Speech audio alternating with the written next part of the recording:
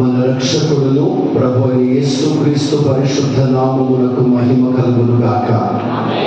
మంచి బిడ్డలు మాత్రమే కాస్త చిరునవ్వుతో మీ కుడి చేయి పైకెత్తి గట్టిగా చెప్పాలి. ఇంకా గట్టిగా, ఇంకొంచెం గట్టిగా. ప్రభుని ప్రేమించే వాళ్ళు మీరు ఎంత ప్రేమిస్తున్నారో మీ స్వరంలో వినపడాలి. చెప్పండి ఒకసారి. ఇక ఈ ప్రసంగం, ఈ సభలైపోయే వరకు మీ చప్పుడు సౌండ్ తగ్గడానికి వీలేదు. స్తోత్రం. ఇదే స్వరంతో ప్రభుని కనపరుస్తూ ఉండాలి. ప్రభు మిమ్మల్ని అందరినీ ఆశీర్వదించును గాక. ఆ ఏకో తగ్గించిన ప్రైజ్ ది లార్డ్. ఈ మాటలు కొంచెం రాలేదు.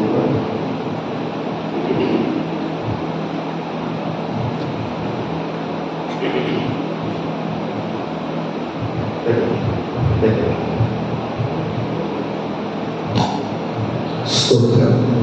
ఏకో తగ్గించేసి ఎఫెక్ట్ తీసే చాలా తక్కువ. Praise the Lord. దేవునికి మహిమ కలుగును గాక. ఏకో సౌండ్ రావట్లేదు.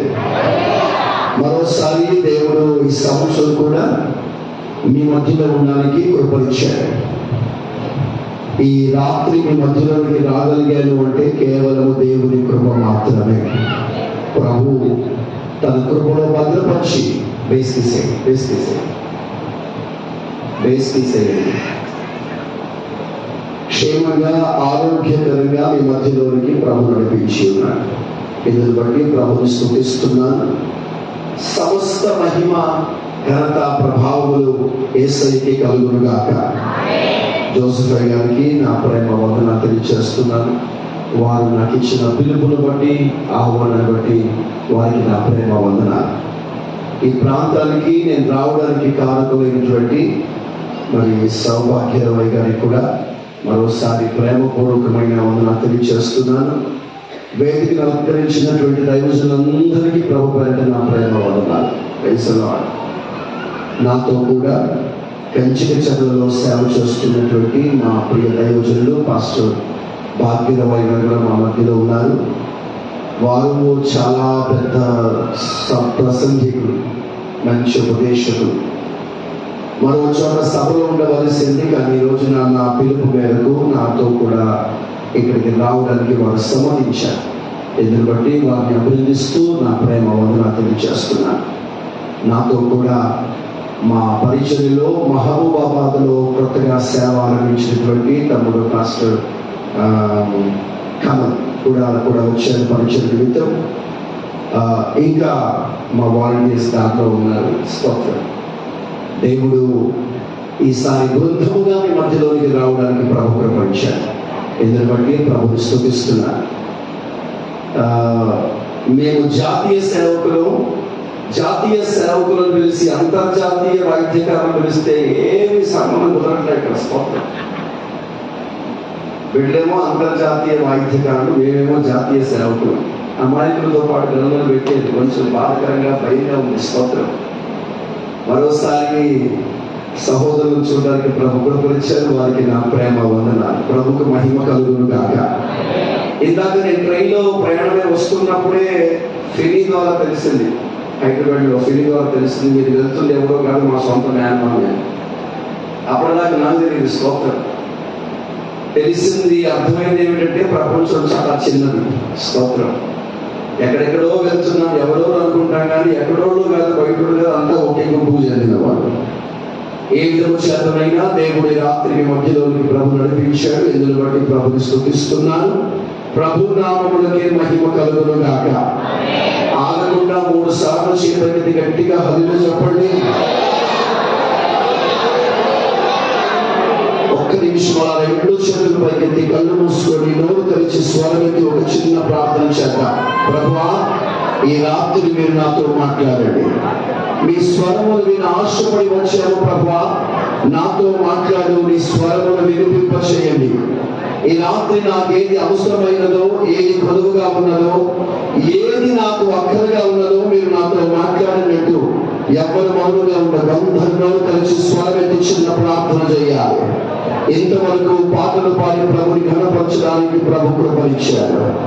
ఆరాధించడం వలన దేవుడు తన మహిమతో ప్రసన్నతతో మన మధ్యలోకి దిగి వచ్చి ఉన్నారు. ఈ రాత్రి కూర్చున్న మనందరం ఆయన స్వరమును వినగలగాలి. ప్రభువా, మానవ స్వరాన్ని మరుగు చేయండి, మీ స్వరమును మాకు వినిపింప చేయండి అంటూ స్వరమెత్తి ఒక క్షణము భారము కలిగి ప్రార్థన చేద్దాం. దైవజనుడు ఇలాగంటున్నాడు, ఒక మాట చాలునైనా నీవు మాట్లాడితే నేను బ్రతుకుతానంటున్నాడు. ఈ రాత్రి మనల్ని బ్రతికించగలిగింది ఆయన మాట, నిలబెట్టగలిగింది ఆయన మాట, శక్తినిచ్చేది ఆయన మాట, నీటిలో మునిగిపోతున్న వారిని మళ్ళా నిలబెట్టగలిగింది ఆయన మాట, కృంగిన వారిని బలపరచగలిగింది ఆయన మాట, నిత్యమైన మహిమకు సియోనుకు సిద్ధపరచగలిగింది ఆయన మాట. Come on, open your mouth and start crying in the presence of the Lord and asking, Lord, speak to me this evening, Lord. నాతో మాట్లాడు నాయనా. నీ స్వరమును వినాలని వచ్చాను ప్రభువా. Hallelujah. Thank you, Lord. Thank you, Lord. Thank you, Lord. నువ్వు మాట్లాడితే నేను బ్రతుకుతాను నాయనా. Praise the Lord. Hallelujah. Hallelujah. Hallelujah. Hallelujah. నాతో మాట్లాడు ప్రభువా, నీవే మాట్లాడుమయ్యా. చదమ గట్టిగా, నాతో మాట్లాడు ప్రభువా,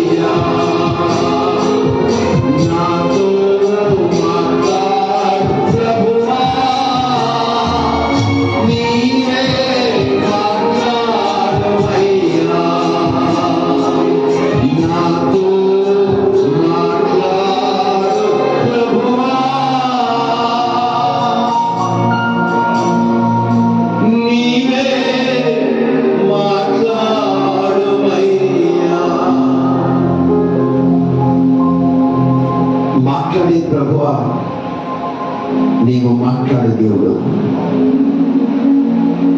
మాతో ముచ్చరించని ప్రభువా, నీవు మాట్లాడకు ఇష్టపడుతున్న దేవుడమ్మా. ఆ రాత్రి సమయాలు పలికినట్లుగా మేము పలుకుతున్నాము నాయన. మీ దాసులను మేము ఆలకించుచున్నాము. మాట్లాడు ప్రభువా. Speak to us. మా హృదయములను, మా చెవులను, మా మనస్సును మీరిప్పుడే సున్నతి చేయుదురుగాక. వార్త వేయబడిన మనస్సాక్షి తొలగించి అడ్డులనించిన సమస్త అంధకార శక్తులను బంధించి విడుదల కార్యాలు జరిగించి నీ మాటను వినగలిగిన కృపను అనుగ్రహించాడు. వినిపింపచేయి, ఒప్పింపచేయి, అనుసరించు, బలవంతము చేయి పరిశుద్ధాత్ముడా. ప్రాణాత్మ దేహాత్మ లొంగిపోతున్నాం. మీ చిత్తమే మా జీవితంలో నెరవేర్చబడునుగాక. మీ చిత్తమే మా జీవితంలో సిద్ధింపబడునుగాక. మీ ఆలోచన, మీ మాటల్లో నుండి మాకు వ్యక్తపరచండి, బయలుపరచండి, తెలియపరచండి, నేర్పించండి, నడిపించి మహిమను పొందండి. మీకు లొంగిపోతున్నాం. ప్రాణాత్మ దేహాలతో మీకు లొంగిపోతున్నాం. యేసు నామమున ప్రార్థించి పొంది ఉన్నాము పరమ తండ్రి. ఆమేన్. యోవేలు పుస్తకం 3వ అధ్యాయం.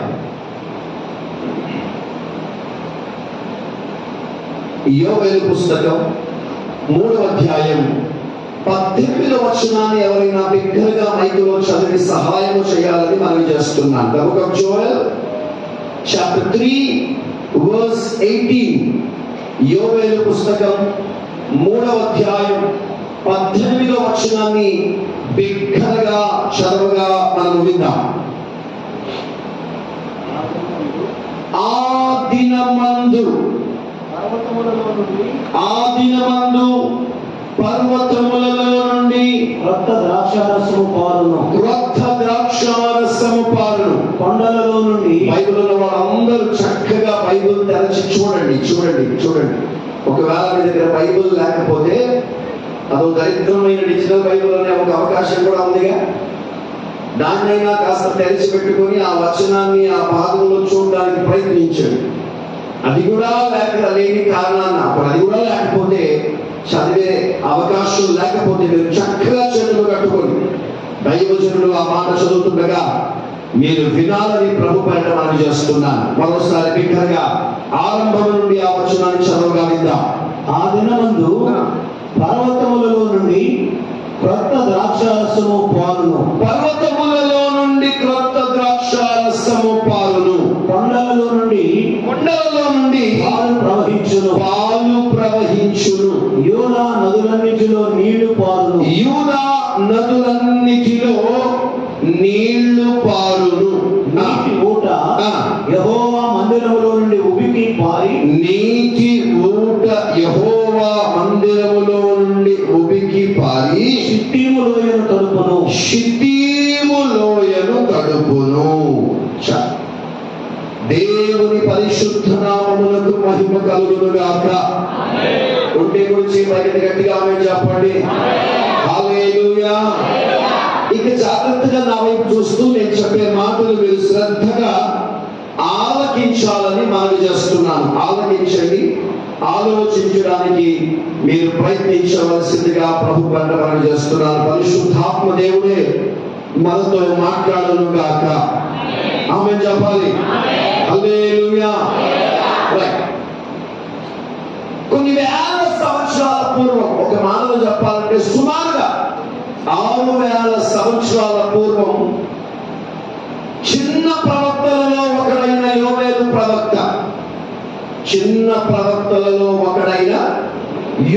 ప్రవక్త, ప్రవచనమెత్తి ఈ మాటలు పలుకుతున్నట్టుగా మనం చూస్తున్నాం. యోవేలు గ్రంథం చదవడానికి పెద్దగా మనకి టైం ఏం పట్టదు. మహా అంటే 3 అధ్యాయాలు దాంట్లో ఉన్నాయి. కట్టే కొట్టే తెచ్చే మాదిరిగా వేగంగా చదువుకుంటూ వెళ్ళినా అరగంట కంటే ఎక్కువ టైం పట్టదు. ఒకవేళ అర్థం చేసుకోవడానికి కాస్త మనసు పెట్టి చదివితే ఒక రోజుకు మించిన సమయం పట్టదు. మీరు ఆ గ్రంథాన్ని చాలా జాగ్రత్తగా తరిమితీరా చదివితే ఆ అధ్యాయంలో నుండి మనకు తెలియపరచబడుతున్న సారాంశం, ఒక్క మాటలో సారాంశం ఏమిటంటే రాకడ దినములను గురించి ప్రవచించి పలుకుతున్న గ్రంథం ఇది. The book of Joel is being prophesied about the coming of our Lord and Savior Jesus Christ. యేసుక్రీస్తు ప్రభుల వారి రాకడను సంబోధించి ప్రవచించి చెప్పబడినటువంటి పుస్తకం ఇది. వింటున్నారా?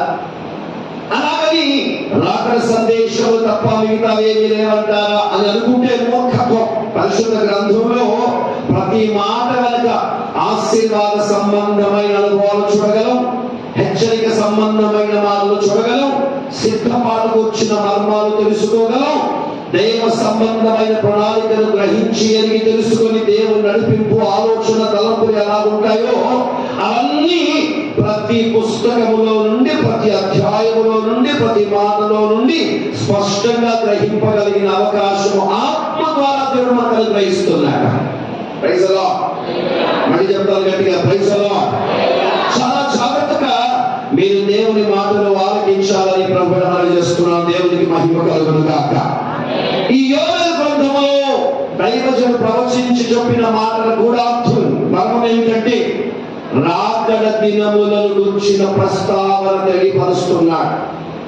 యేసు ప్రభు రాకడ సమయంలో ఎలా ఉంటాయి పరిస్థితులు, సంఘము ఎలా ఉంటుంది, సంఘములో విశ్వాసులు ఎలా ఉండాలి, అసలు విశ్వాస జీవితం పరమార్థం ఏమిటి, దైవ భక్తుల గురించిన సారాంశం ఏమిటో ఈ యోవేలు గ్రంథంలో సంఘముగా దేవుని బిడ్డలమైన మనము నేర్చుకోవలసిన అనేకమైన పాఠములను దేవుడి పుస్తకంలో పొందుపరిచి ఉంచాడు. దేవునికి మహిమ కలుగును గాక. Praise the Lord. కనుక ఈ రాత్రి యోవేలు గ్రంథములో ఉన్నటువంటి ఈ మాటలను మీకు తెలియపరచడం వలన రాకడ దినములు సంభవించుచున్నాయి కనుక, రాకడ దినము సంభవించనయున్నది కనుక, అది ఎంతో దూరముగా లేదు కనుక, ఏ క్షణమైనా మన ప్రభు యేసుక్రీస్తుల వారి మధ్యాకాశంలో ప్రత్యక్షము కావచ్చు. ఏ జాములోనైనా ప్రభు రాకడ జరగవచ్చు. వీళ్ళని గమనించండి. ఇప్పటికే మన చుట్టూ పరిస్థితులు, మన చుట్టూ జరుగుతున్న సంఘటనలు, సంభవాలన్నీ కూడా రాకడ సమీపముగా ఉన్న విషయాన్ని స్పష్టముగా సూచించుచున్నాయి కనుక మన కళ్ళ ముందు జరుగుతున్న ఎన్నో సందర్భాలు, మన కళ్ళ చుట్టూ జరుగుతున్న ఎన్నో సంఘటనలు, ఇవన్నీ మన కళ్ళకు బహు స్పష్టముగా కనబడుతుండగా వాటిని గురించి మనం ఆలోచించినప్పుడు అది రాకడ సమీపముగా ఉన్నదన్న విషయం మనకు అర్థమైన తర్వాత కూడా దేవునిని నమ్మి విశ్వసించుచున్న మన జీవితాలలో మనం నిర్లక్ష్యం చేస్తున్నాము అంటే ఇక ఆ భయంకరమైన దినము నుండి తప్పించుటకు దేవుడు కూడా ఏమీ చేయలేడు.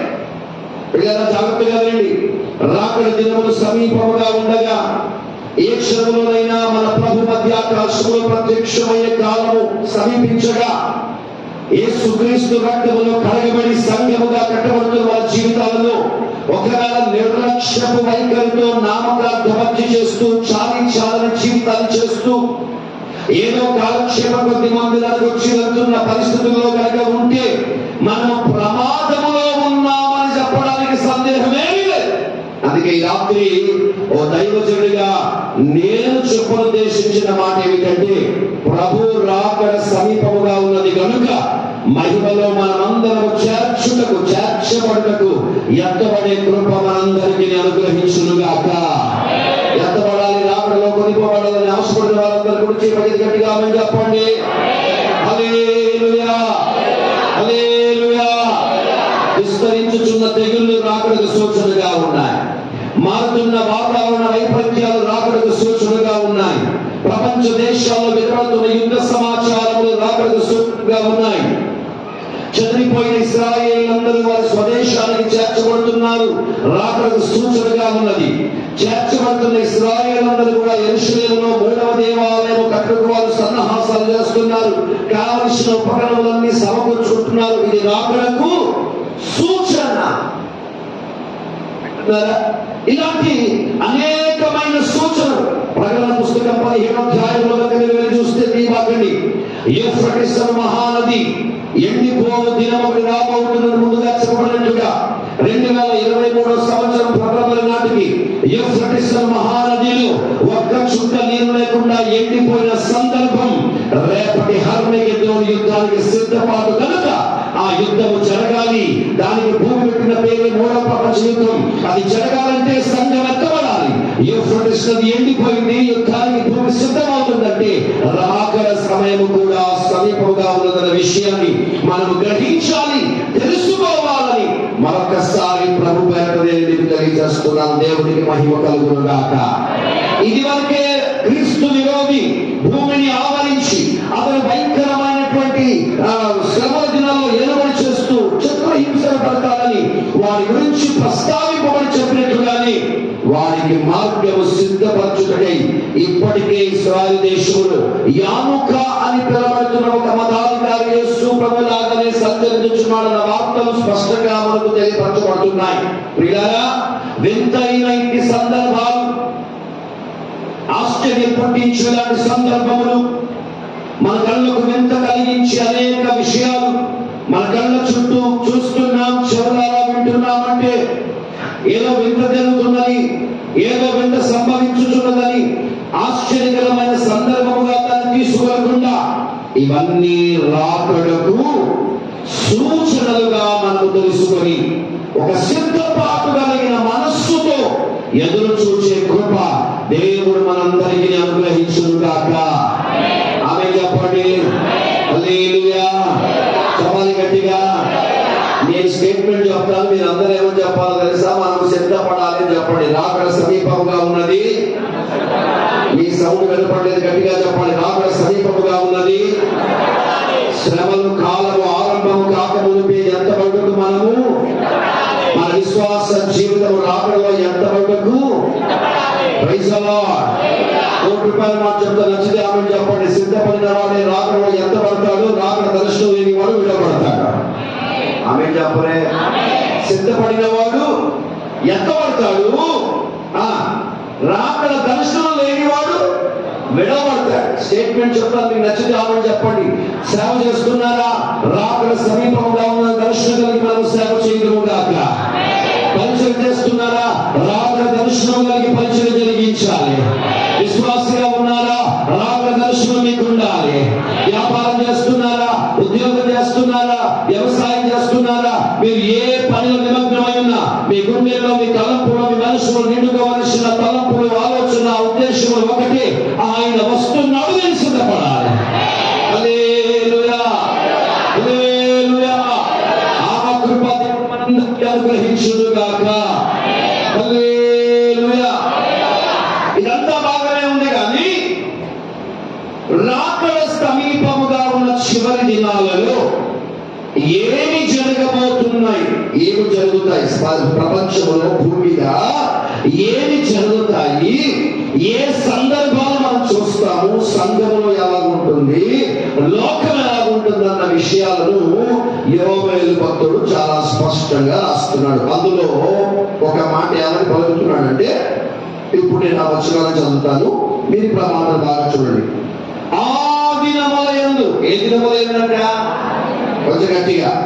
ఆ దినములు, ఏ దినము? రాకడ సమీపముగా ఉన్న దినం. అంది గట్టిగా. రెండోసారి గట్టిగా, మూడోసారి గట్టిగా. రాకడ సమీపముగా ఉందని మీరు గుర్తించాలి. అది రాకడ దినం గుర్తించాలంటే మీకు 3 సూచనలు దేవుడు చూపించాడు. ఒకటి పర్వతములలో నుండి క్రొత్త ద్రాక్షారసము పారును. హలో, ఇప్పుడు మీరు సమాధానం చెప్పాలి. అర్థమై ఉంటుందని అనుకుంటున్నా. కొండలలో నుండి, పర్వతములలో నుండి ద్రాక్షారసం పారుతుందంటే అర్థం ఏంటి? కొంచెం గట్టిగా. Very good. రాకడ సమీపంగా ఉంది. ఆ రాకడ సమీపముగా ఉన్నదని మనకు తెలియపరచడానికి దేవుడు చూపించిన రెండవ గుర్తు ఏమిటంటే, కొండలలో నుండి పాలు ప్రవహిస్తాయి. చెప్పండి, ఏముంటాయమ్మా? ఒకటి, పర్వతములలో నుండి ద్రాక్షారసం ప్రవహిస్తుంది. రెండవది, కొండలలో నుండి పాలు ప్రవహిస్తాయి. మూడవది, దేవుని మందిరములో నుండి నీళ్లు ప్రవహిస్తాయి. స్తోత్రం. Praise the Lord. ఎన్ని సూచనలు చెప్పాలి గట్టిగా. సేవకుల వెంట పుట్టుకతోనే దేవుడు ఎవరైతే తల్లి గర్భములో ఏర్పరచుకుంటాడో అలా ఏర్పాట్లో ఉన్న సేవకులకు పుట్టుకతోనే కొంచెం చెవుడు ఎక్కువ. తెలుసా మీకు తెలుసా? అందుచేత మీరు గట్టిగా బిగ్గరగా సమాధానం చెప్పకపోతే మాకు వినపడదు. మీరు అలా మౌనంగా ఉంటే తిన్నదంతా మాదేమో అరిగిపోవాలి, మీరు మాత్రం కదలకుండా కొట్ల ఉండిపోవాలా? స్తోత్రం. ఏదో ఒకసారి గట్టిగా చెప్పండి. రాకడ సూచన, రాకడ సమీపముగా ఉన్నదని గుర్తించాలంటే ఎన్ని సూచనలు? 3. 1, పర్వతములలో నుండి క్రొత్త ద్రాక్ష, మామూలు ద్రాక్ష రసం కాదు, చెప్పండి గట్టిగా, క్రొత్త ద్రాక్ష రసం. Very good. 2, కొండలలో నుండి పాలు ప్రవహిస్తాయి. 3, దేవుని మందిరములో నుండి నీళ్లు ప్రవహిస్తాయి. ఇవి సంభవించినప్పుడు రాకడ సమీపముగా ఉన్నదని గుర్తించాలి. దేవునికి మహిమ కలుగును గాక. హల్లెలూయా. ఎక్కడైనా పర్వతములపై నుంచి కొత్త ద్రాక్షరసం ప్రవహించడం మనం విన్నామా? హలో, విన్నామా? వినలేదు. చాలా మంచిది. కొండల మీద పాలు ప్రవహిస్తున్న వార్త విన్నామా? మేరీ మాత కళ్ళల్లో నుంచి పాలు వారుతున్నాయి. స్తోత్రం. ఆమె చేతుల్లో నుంచి రక్తం కారుతుంది. స్తోత్రం. యేసు ప్రభువు మొన్ననే ఈ లెంట్ డేస్ లో ప్రార్థన చేస్తుంటే ఒక కన్ను తెరిచాడంట. ఒక కన్ను తెరిచాడు, కన్ను మూసాడంటే కన్ను కొట్టినట్టేగా. వీళ్ళు ఆరాధిస్తున్న యేసు ప్రభు కన్ను కొట్టే యేసు ప్రభు అంట. పనికిమానుడు. వీడు శరీరం కాకుండా యేసు ప్రభు కూడా చెడగొడుతున్నాడు. పనికిమానుడు. ఏంటున్నారా? ఏమంటో యేసు ప్రభు బొమ్మలో కన్ను తెలుసుకుందంట. మరియమ్మ చేతుల్లో నీళ్లు గారినాయంట. ఆమె కళ్ళల్లో నుంచి పాలు గారినాయంట. ఆమె కళ్ళల్లో నుంచి రక్తం గారినంట. ఇవన్నీ రాకడ సూచన కాదు. జాగ్రత్తగా వినండి. పర్వతములలో నుండి కొత్త ద్రాక్షారసము ప్రవహించినప్పుడు మనం గుర్తించవలసింది రాకడ సమీపముగా ఉన్నది. 2వది అంటాడు, కొండలలో నుండి పాలు ప్రవహించినప్పుడు రాకడ సమీపముగా ఉన్నది. 3వది, దేవుని మందిరములో నీళ్లు ప్రవహించినప్పుడు దాని అర్థం ఏంటంట? మాట్లాడాలి. ఈ 3 జరుగుతున్నాయా? ఈ 3 జరుగుతున్నాయా? హలో, ఎక్కడైనా విన్నారా? ఏంటి మాట్లాడరే? మీరు తలకాయ చూస్తే అర్థం కావట్లేదు. కొందరు ఇలా అంటున్నారు, కొందరు ఇలా అంటున్నారు, కొందరు మొత్తం తలకాయ చూపిస్తున్నారు. ఇది దాని పరమార్థం ఏమిటో నాకు అర్థం కావట్లేదు. మీ నోరు తెరవబడును గాక. ఆమె చెప్పక్కర్లేదు, సమాధానం చెప్తే చాలు. స్తోత్రం. కొత్త ద్రాక్షారసం ప్రవహించడం విన్నామా? పాలు ప్రవహించడం విన్నామా? 3వది నీళ్లు ప్రవహించడం విన్నామా? అంటే రాకడ సమీపంగా ఉన్నట్ట, దూరంగా ఉన్నట్ట? మరి సమీపంగా ఉంటే జన కల్లా కలవడాలి కదా. మీరేమో కనబడతలేదు, వినబడతలేదు అంటున్నారు. బైబిల్ చెప్తుంది రాకడ సమీపంగా ఉందని. అది కనబడకుండా రాకడ సమీపంగా ఉందని మనం ఎలా చెప్పగలం? స్తోత్రం. ఒక్క క్షణం ఇక్కడ ఆగి నేను మన చక్కటి గూఢార్థమైన విషయం చెప్పిన తర్వాత ముందుకు వెళ్తాను. బాగా వినండి. పరిశుద్ధ గ్రంథానికి 2 విపరీతమైన పేర్లు ఉన్నాయి. 1 రాయబడిన వాక్యం, 2వది ప్రత్యక్షపరచబడిన వాక్యం. దాని ఆంగ్ల భాషలో ఏమంటారు తెలుసా? లోగోస్. లోగోస్ అని మనకు అర్థం ఏమిటంటే రాయబడినది అని అర్థం. 2వది రేమా అంటే ప్రత్యక్షపరచబడిన వాక్యం. వినండి చాలా జాగ్రత్తగా. రాయబడిన వాక్యం, ప్రత్యక్షపరచబడిన వాక్యం. ఏదో ఒకసారి గట్టి స్వరంతో మీరు 2 మాటలు చెప్పండి. రాయబడిన వాక్యం, ప్రత్యక్షపరచబడిన వాక్యం. ఇప్పుడు దాని అర్థం చెప్తాను, మీరు గట్టిగా ఆమె చెప్పాలి. రాయబడిన మాట ఒకటి, దాని వెనుక ఉన్న ప్రత్యక్షత మరొకటి. హల్లెలూయా. రాయబడిన వాక్యం ఒకటి, దాని వెనుక ఉన్న ప్రత్యక్షత మరొకటి. అందుకే బైబిల్కి పరిశుద్ధులు పెట్టిన మరొక పేరు ఏంటంటే ఇది రాతపూర్వకమైన పుస్తకము కాదు, ఇది అలంకారపూర్వకమైన గ్రంథం. ఏ గ్రంథం అంటే ఇది? మాట్లాడాలి కొంచెం గట్టిగా. అలంకారపూర్వకమైన గ్రంథం. ఇది కేవలం రాయబడిన గ్రంథం మాత్రమే కాదు, ఇది అలంకారపూర్వకమైన గ్రంథం. ఆ మాటకు అర్థం ఏమిటంటే రాయబడిన మాట ఒకటి, దాని వెనుక ఉన్న అర్థము మరొకటి. స్తోత్రం. నా మాటకి అర్థమవుతుందా? అని నా వెనక మాట చెప్పండి. రాయబడిన మాట ఒకటి, అందరు చెప్పట్లేదు. ఆ వెనక కూర్చున్న వారు చాలా మౌనంగా నోరు మూసుకొని కూర్చుంటున్నారు. సాధారణంగా నాకు అద్దాలు లేకపోతే కనబడవు, కానీ దొంగ వేషాలు మాత్రం బాగా కనబడతాయి. వింటున్నారా? ఏదో ఒకసారి మీరందరూ నా వెనక గట్టిగా ఈ మాట చెప్పాలి. రాయబడిన మాట ఒకటి, దాని వెనుక ఉన్న అర్థము మరొకటి. అందుకే బైబిల్కి ఉన్న పేరేంటి? అలంకార గ్రంథం అని గట్టిగా, రెండోసారి గట్టిగా, మూడోసారి గట్టిగా. అందుకే నీకు మంచి మాట చెప్తాను. బైబిల్ కాలేజీలకు వ్యతిరేకం కాదు, కానీ సంవత్సరాలు బైబిల్ కాలేజీలకు వెళ్ళి మీ టైం అంతా పాడు చేసుకొని బైబిల్ థియాలజీ లేకపోతే చారిత్రాత్మకమైన సందర్భాలు ఎందుకు తెలుసుకున్నా తిరిగి మోకాళ్ళ మీదికి రాకపోతే మర్మములు తెలియపరచబడవు. Praise the Lord. Unless you come on your knees, the mysteries shall not be revealed. Theology నేర్చుకోవచ్చు, బైబిల్ కాలేజీకి వెళ్తే థియాలజీ నేర్చుకోవచ్చు, కానీ మర్మమును బయలుపరచుట ఆత్మదేవునికి మాత్రమే సాధ్యమై ఉన్నది. హల్లెలూయా. నువ్వు డిగ్రీలు చెయ్యు, పీడీలు చెయ్యు, ఏడీలు చెయ్యు, ఆర్డీలు చెయ్యు, ఎన్నిడీలు చెయ్యు, ఎన్ని పిహెచ్డీలు చెయ్యు, ఎంత పెద్ద చదువు చదివినా, ఎంత జ్ఞానం సంపాదించినా, ఈ థియాలజీ లేదా బైబిల్ శాస్త్రం, దైనిక శాస్త్రంలో ఎన్ని పాఠాలు నేర్చుకున్నా తిరిగి మోకాళ్ళ మీద కనుక నీవు రాకపోతే మర్మములు బయలుపరచబడవు. ₹1 మాట చెప్తాను, నచ్చితే ఆమె చెప్పండి. నేర్చుకున్న పాఠాలతో నువ్వు బలపడతావేమో కానీ రాకడకు సిద్ధపడలేవు. కానీ మర్మములను తెలుసుకున్నవాడు రాకడకు సిద్ధపరచబడతాడు. కొంచెం గట్టిగా, రాకడకు సిద్ధపడాలంటే మనకి ఏం కావాలి? మర్మములు. చెప్పండి గట్టిగా, కొంచెం గట్టిగా. ఈ మాటనే కీర్తనకారుడు ఏమని పెట్టాడు తెలుసా? వాక్యమును యాకోబుకు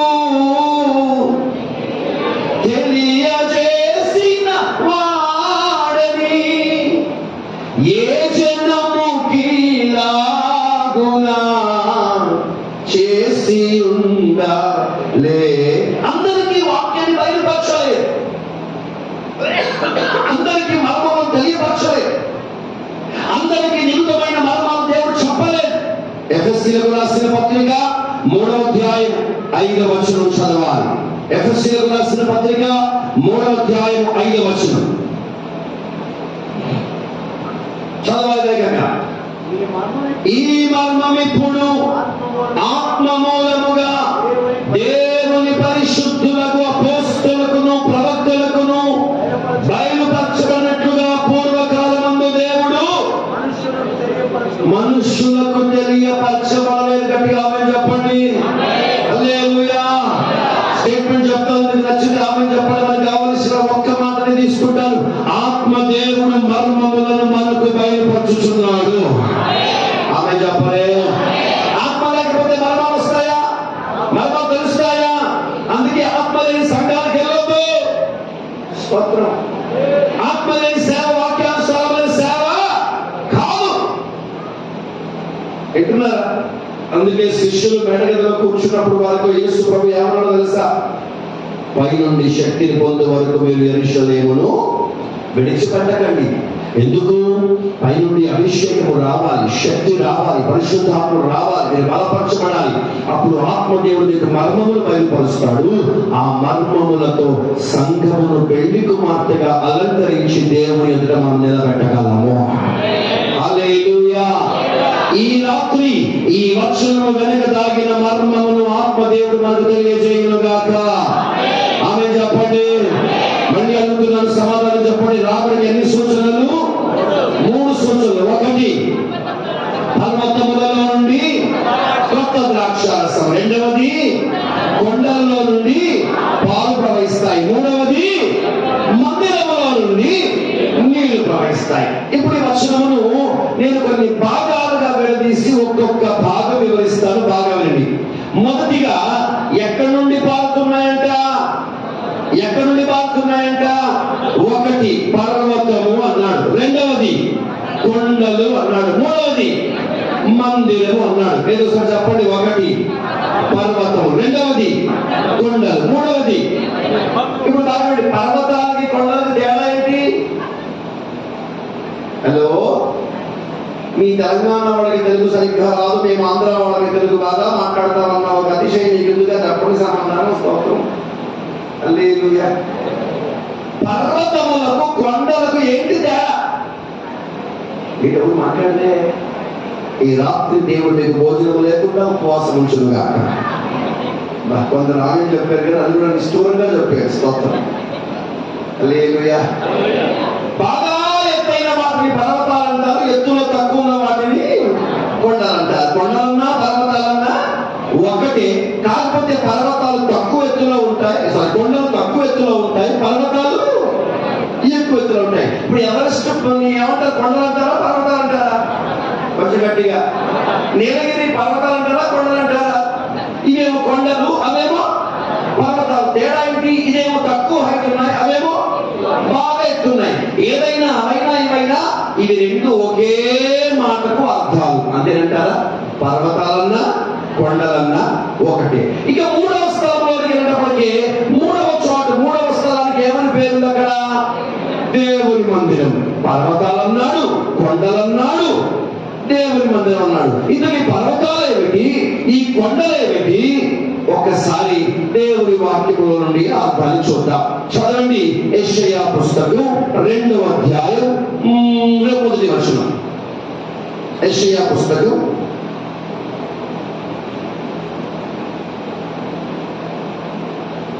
2వ అధ్యాయమేనా? అంత్య దినములయందు, చదవండి, అంత్య దినములయందు పర్వతముల పైన, కొంచెం గట్టిగా నాయన, ఎవరు బయట చదవండి బంగారం. అంత్య దినములయందు పర్వతముల పైన యెహోవా మందిర పర్వతము, పర్వత శిఖరమున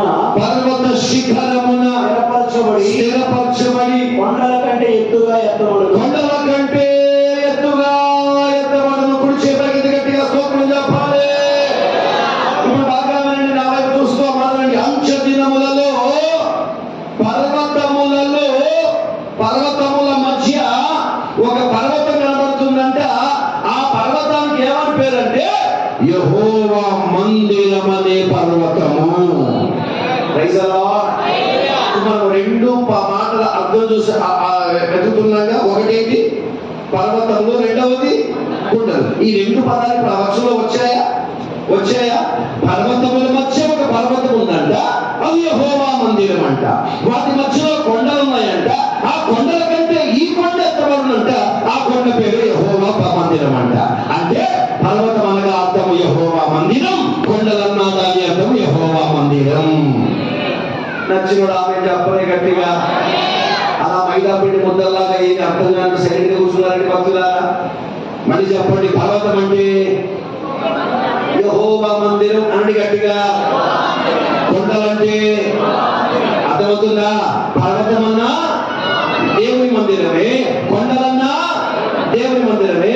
ఇక మూడవ మాటకు పెద్దగా మనం బుర్రగట్టాల్సిన పని లేదు, సూటిగా అక్కడే దేవుడు రాసి ఉంచాడు. ఎక్కడి నుండి నీళ్ళు ప్రవహిస్తున్నాయంట? యెహోవా మందిరం నుండి నీళ్ళు ప్రవహిస్తున్నాయంటే ద్రాక్షారసమైన, క్రొత్త ద్రాక్షారసమైన, రెండవది పాలైన, మూడవది నీళ్ళైనా. ఇది ఎక్కడి నుంచి ప్రవహిస్తున్నాయంట? కొంచెం గట్టిగా. దేవుని మందిరములో నుండి ప్రవహించుచున్నాయి. పర్వతములంటే ఎక్కడో హిమాలయ పర్వతాల్లో, కొండలంటే ఎక్కడో నీలగిరి కొండల్లో. దేవుని మందిరం అంటే మా ఊళ్ళో అనుకోవాకండి. పర్వతములోని సంబోధింపబడిందంటే పర్వతం అనగా యెహోవా మందిరం అనే అర్థం. కొండలను సంబోధించమని ప్రభు చెప్పాడు అంటే కొండలో మనకు అర్థం యెహోవా మందిరం. మూడవది పెద్దగా నేర్చుకోవలసిన పని ఏమీ లేదు, సూటిగా ప్రభు ఏం మాట్లాడి చెప్పాడు. ఎక్కడి నుంచి నీళ్ళు ప్రవహిస్తున్నాయంటమ్మా? దేవుడికి మహిమ కలుగును గాక. ఇప్పుడు మళ్ళీ దానికి కాస్త పదములు మార్చి నేను మీతో మాట్లాడతాను. నాకు చూస్తూ వినండి. రాకడ దినము సూచనగా, రాకడ సమీపంగా ఉందన్న సూచనగా 3 కార్యాలు జరుగుతాయంట. ఇప్పుడు చెప్పండి, ఎక్కడి నుంచి ఏమి ప్రవహిస్తాయంటమ్మా? ఇక భరత మర్చిపోండి, అయిపోయి మళ్ళా పక్కడానికి వెళ్ళిపోయింది. హలో, దేవుని మందిరములో నుండి గట్టిగా క్రొత్త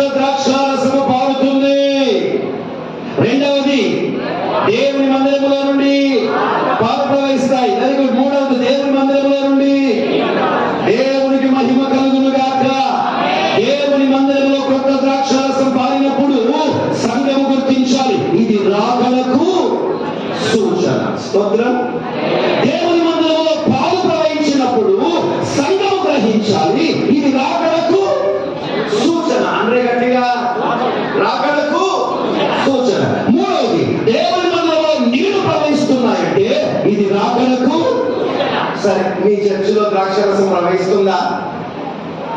హలో, మర్మం అర్థమైన వారు ఇలా ఇలా అంటున్నారు, అర్థం కాని వారు ఇలాగ అంటున్నారు, ఏమి జరిగినోడు మొత్తం కాలై ఉంటున్నారు. స్తోత్రం. ఇతనికి ఎవరిని పట్టించుకోవాలి, ఎవరిని పట్టించుకోవద్దో నాకు అర్థం కావట్లేదు. స్తోత్రం. కొంచెం గట్టిగా, మరొకసారి గట్టిగా, చేతులు ఉన్నోళ్ళు మాత్రమే చేయి పైకి గట్టిగా చెప్పండి. హల్లెలూయా. గట్టిగా సమాధానం చెప్పండి. మందిరంలో నుండి మొదటిగా ఏం ప్రవహిస్తుందంట? కొత్త ద్రాక్షారసం. పాతది కాదు. మళ్ళీ చెప్పండి, ఏం ద్రాక్షారసము? అది రాకడకు. రెండవది, మందిరంలో నుండి పాలు ప్రవహిస్తాయి, రాకడకు సూచన. మందిరంలో నుండి నీళ్లు ప్రవహిస్తాయి, రాకడకు సూచన. ఇంతకీ మందిరంలో ప్రవహించుచున్న ద్రాక్షారసము ఏమిటి? రెండవది, మందిరంలో నుండి ప్రవహించుచున్న పాలు ఏమిటి?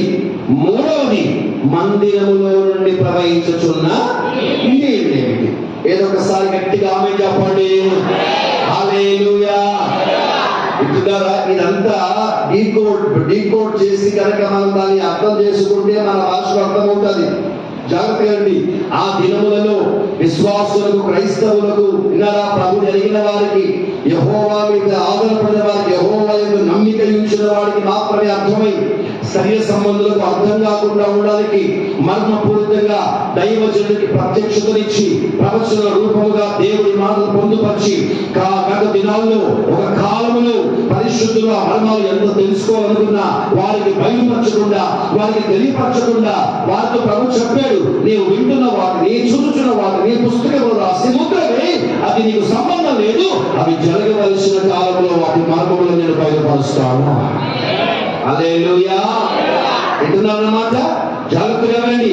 కడవరి దినములలో యెహోవా మందిరములో నుండి క్రొత్త ద్రాక్షరసం పారినప్పుడు రాకడకు సూచనగా గుర్తించండి. పాత ప్రవహించినప్పుడు రాకడకు సూచన, నీళ్లు ప్రవహించినప్పుడు రాకడకు సూచన.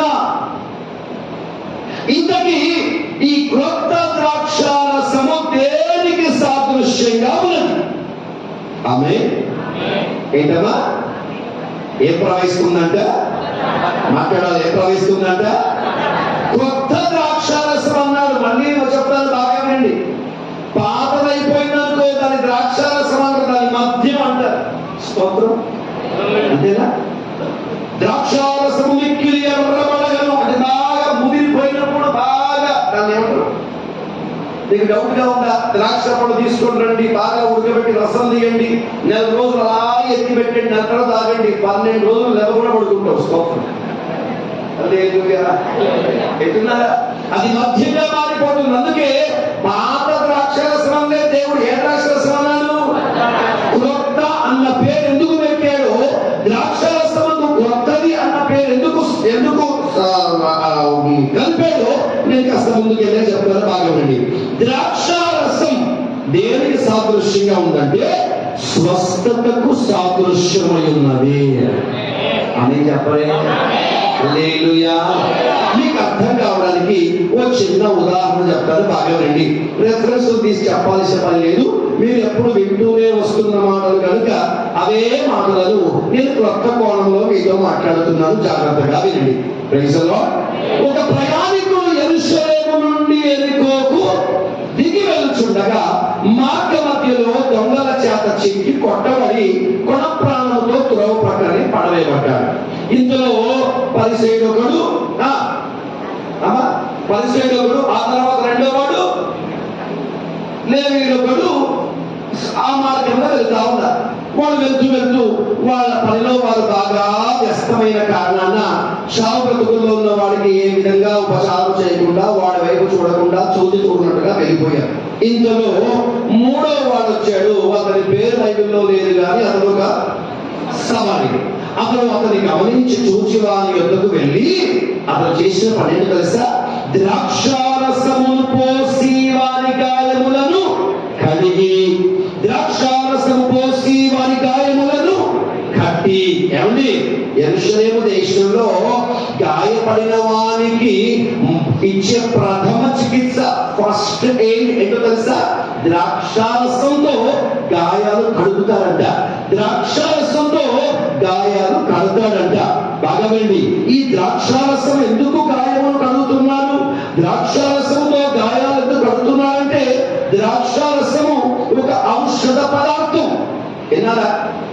దేశంలో కనుక మన ప్రాంతంలో ఎవరైనా కింద పడిపోయాడు, చిన్నపిల్లలు ఆడుకుంటూ లేదా కుర్రోళ్ళు బండి మీద వెళ్తూ కింద పడ్డారు అనుకోండి, ఆ ఇంటికి రాగానే వాళ్ళకి ఇచ్చే ప్రథమ చికిత్స కింద గాయంలో ఏం పెడతామమ్మా? ఏం పెడతారు? ఆ సంవత్సరం కొత్తగా వచ్చిన కారం పొడి బాగా తెచ్చి అందులో కొంచెం ఎల్లిపాయ కలిపి, స్తోత్రం, అతను చాలా సంతోషంగా చల్లగా దాన్ని చల్లదనం అనుభవించినట్టుగా దాన్ని గాయ మీద కొట్టి, అంతేనా? ఏమన్నా మాట్లాడరేటమ్మా? అసలు మాకు ఏం తెలియదండి, మేము చాలా మౌనంగా ఉన్న బిళ్ళకు పెడుతున్నారు. మీరు మీ ఇంటికి వెళ్ళి మీ భర్తలు అడిగితే మీ అసలు రూపం బయటపడుతుంది. ఇక్కడ ఏమి డ్రామాలు చేయబారమ్మా? నోరు తెచ్చి మాట్లాడండి. ప్రభుత్వం కనికరించును గాక. ఆ ఎన్నింటి ప్రసంగం అరగంట కాకపోతే నిద్రపోతుంది. స్తోత్రం. కుడిచే పైకి గట్టిగా హల్లు చెప్పండి, కొంచెం గట్టిగా. దేవునికి మహిమ కలుగును గాక. దెబ్బ తగిలిన వ్యక్తికి మనం ఇచ్చే ప్రథమ చికిత్స ఏంటి? పసుపు పెడతాం కదా. ఎందుకు పెడతారు పసుపు? అది రోగ నిరోధక శక్తి కలిగింది. ఇంగ్లీష్ లో ఏమంటారు దాన్ని? It's antibiotic. మన ప్రాంతంలో పసుపు ఎలా వాడతారో ఈ రోజు వరకు ఇస్రాయల్ దేశంలో ఏం వాడతారు? ద్రాక్ష రసం వాడతారు. మీకేమైనా డౌట్ గా ఉంటే నేను చిన్న ఎక్స్పెరిమెంట్ చెప్తాను, మీరు చేయండి. మంచి నల్లటి నాటు ద్రాక్షలు తీసుకొచ్చి బాగా ఉడకబెట్టి వాటిలో చక్కగా రసం తీసి పెద్ద మసాలా వేయబాకండి. మీరు మసాలా కలపడం బాగాసింది కాబట్టి ఒక్క దాల్చిన చెక్క దాంట్లో వేసి బాగా ఉడకబెట్టి ఫ్రిడ్జ్ లో అలా బాటిల్ నింపుకొని పెట్టుకోండి. ఎప్పుడైనా అజీర్తి అయినా, కడుపు నొప్పి వచ్చినా, కాస్త ఇబ్బందికరంగా ఉన్నా, విరోచనాలు అయినా, లేకపోతే కాస్త మోషన్ వెళ్ళకపోయినా, లేకపోతే ఇంకేమైనా ఇబ్బంది అయినా ఆ ద్రాక్ష రసం పుచ్చుకోండి. ఒక్క పూటలో మీ కడుపు సాఫ్ అయిపోతుంది. అందుకే బైబిల్లో ఒక చోట దేవుడు అంటాడు, పౌలుడు, అప్పుడప్పుడు నీ కడుపు నొప్పి నిమిత్తం కొంచెం ద్రాక్షరసం తీసుకో. ఎందుకు? ఈ ద్రాక్షరసం తాగితేనంట కడుపు నొప్పి, అజీర్తి, రోగాలన్నీ పోతాయంట. ఎందుకు? ఇది రోగ నిరోధక శక్తి కలిగిన వస్తువు. స్తోత్రం, స్తోత్రం. ద్రాక్ష యొక్క రసం, ద్రాక్ష తీగలు కానివ్వండి, ద్రాక్ష ఆకులు కానివ్వండి, ద్రాక్ష పళ్ళు కానివ్వండి, ద్రాక్ష రసము కానివ్వండి, ఈ ద్రాక్ష నుండి మొదకొచ్చిన ఏమైనా ఇది ఒక ఔషధ పదార్థముగా ఈ రోజు వరకు ఇశ్రాయేలు దేశ ప్రజలు ఉపయోగిస్తున్న కారణాన పరిశుద్ధ గ్రంథంలో కూడా కడుపు నొప్పి నిమిత్తమై కొంచెము ద్రాక్షారసం పుచ్చుకోమని ప్రభుత్వ ఆధారాల మేరకు గాయపడిన ఆ వ్యక్తికి ద్రాక్షారసం పోసి వారి గాయములను కట్టి కడిగిన కారణమున మనకు అర్థమవుతున్న సారాంశం ఏమిటంటే ద్రాక్షారసము ఔషధ పదార్థం. ఇప్పుడు చెప్పండి, మందిరంలో ఏ ప్రవేశిస్తుందంట? ద్రాక్షారసం అంటే ముందు కొత్తదని మాటలో చెప్తాను. ముందు ఏం ప్రవేశిస్తుంది అంటే మందిరంలోకి వచ్చిన మనకి ఏం జరుగుతుంది? కొంచెం ఏం జరుగుతుంది? స్వస్థత. దేవునికి మహిమ కలుగును గాక.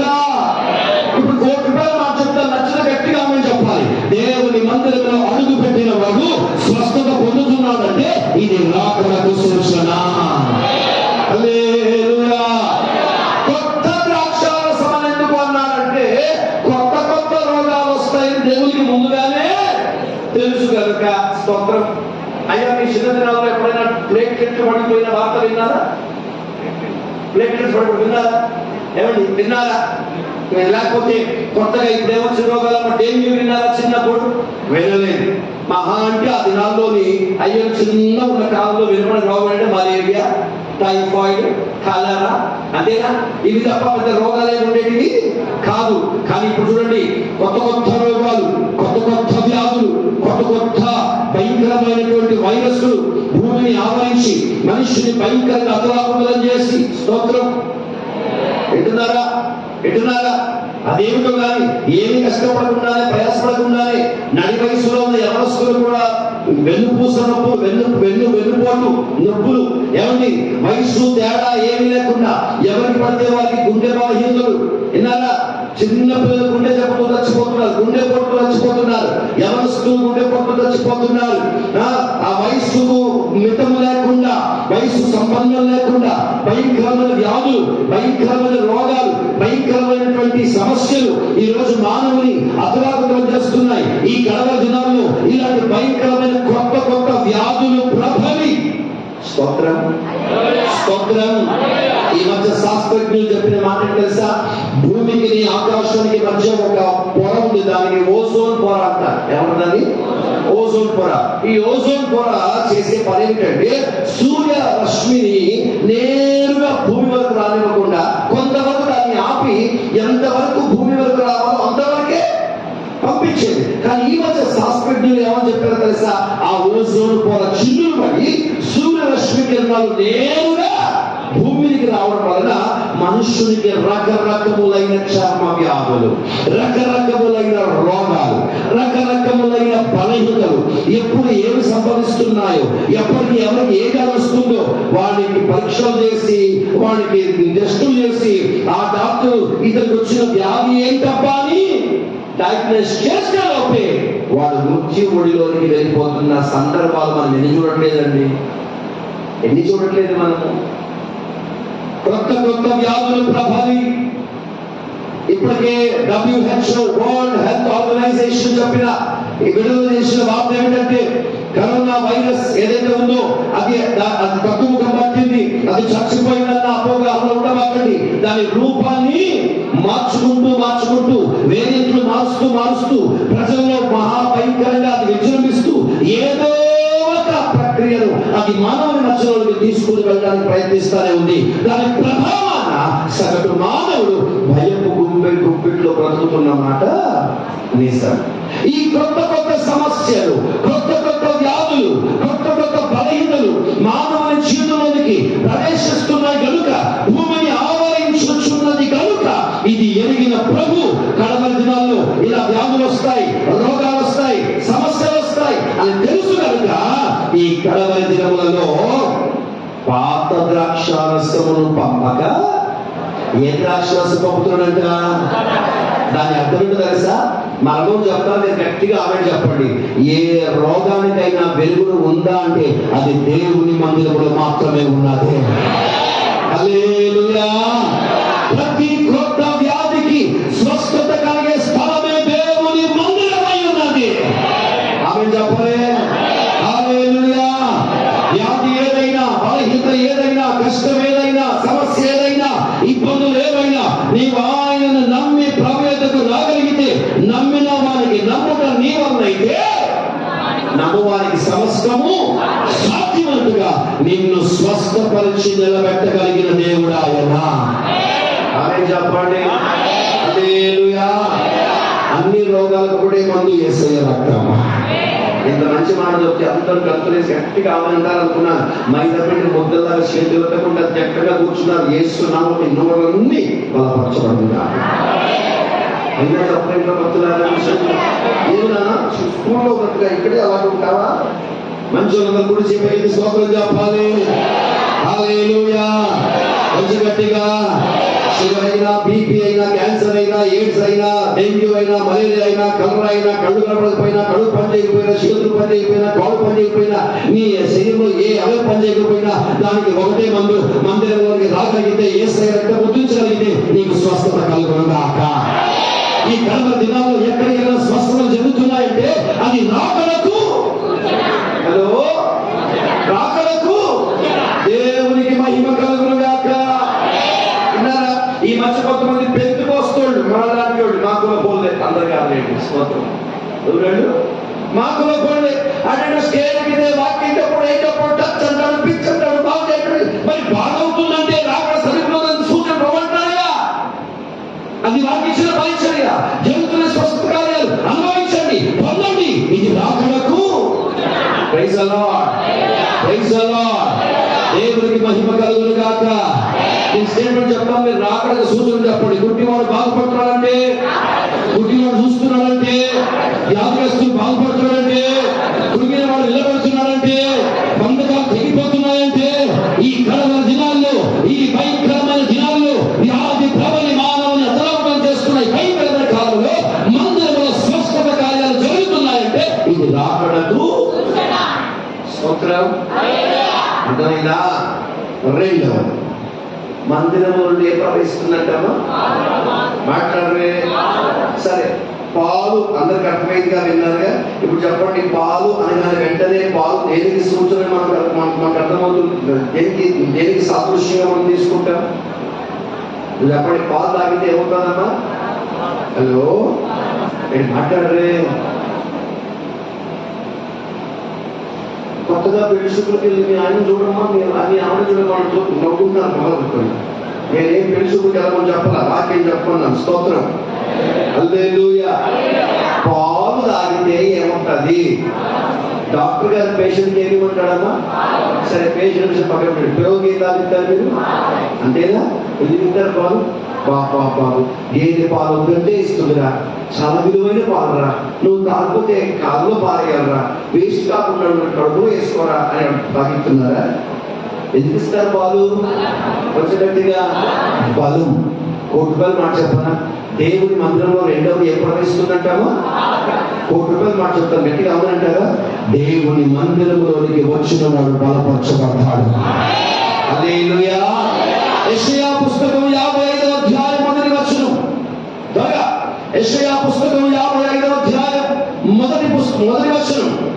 దప్పికొన్న వాళ్ళారా నీళ్ళ ఎద్దకు రండి, రూకలు లేని వాళ్ళారా మీరు కొని వచ్చి భోజనం చేయుడి. రండి, రూకలు లేకపోయినను ఏమీ ఇవ్వకనే ద్రాక్షారసమును పాలను మీరు కొనుడి. స్తోత్రం. ప్రభు యొద్దకు రాగలిగిన వారికి ఉచితముగా ద్రాక్షారసము దొరుకుతుంది. అర్థమైన మాత్రం ఆమె చెప్పారు, మిగతా వాళ్ళు సైలెంట్ గా ఉన్నారు. ప్రభు యొద్దకు వచ్చిన వారికి ఉచితముగా పాలు దొరుకుతాయి. ద్రాక్షారసం అనగా స్వస్థత దొరుకుతుంది. పాలు అనగా ప్రభు యొద్దకు రాగలిగిన వాడు, మందిరానికి రాగలిగిన వాడు అతడు బాధపరచబడుతున్నాడు. Praise the lord. దేవుని మందిరానికి వస్తే నువ్వు బాధపరచబడతావు. దేవుని మందిరానికి వస్తే నీకు శక్తి కలుగుతుంది. దేవుని మందిరానికి వస్తే నీకు ధైర్యం కలుగుతుంది. దేవుని మందిరానికి వస్తే నీకు ఆదరణ కలుగుతుంది. ఆయన మందిరంలో బలం ఉన్నది, మందిరంలో శక్తి ఉన్నది, మందిరంలో ఆదరణ ఉన్నది, మందిరంలో ఆశీర్వాదం ఉన్నది, మందిరంలో అభివృద్ధి ఉన్నది, మందిరంలో దీవెన ఉన్నది. ఆ మందిరపు కలనిధిలో ఉన్న ఆ శక్తిని, బలమును మనం పొందుకుందుము గాక. ఆమేన్ చెప్పండి. హల్లెలూయా. నీకు అర్థమైంది? సమాధానం చెప్పండి. మందిరానికి వచ్చిన వాడు బలపడుతున్నాడు, మందిరానికి రానివాడు. హలో, అంతేనా? మందిరానికి వచ్చిన వాడికి ఆదరణ దొరుకుతుంది, మందిరం రాని వాడికి ఆదరణ వ్యతిరేకం ఏంటి?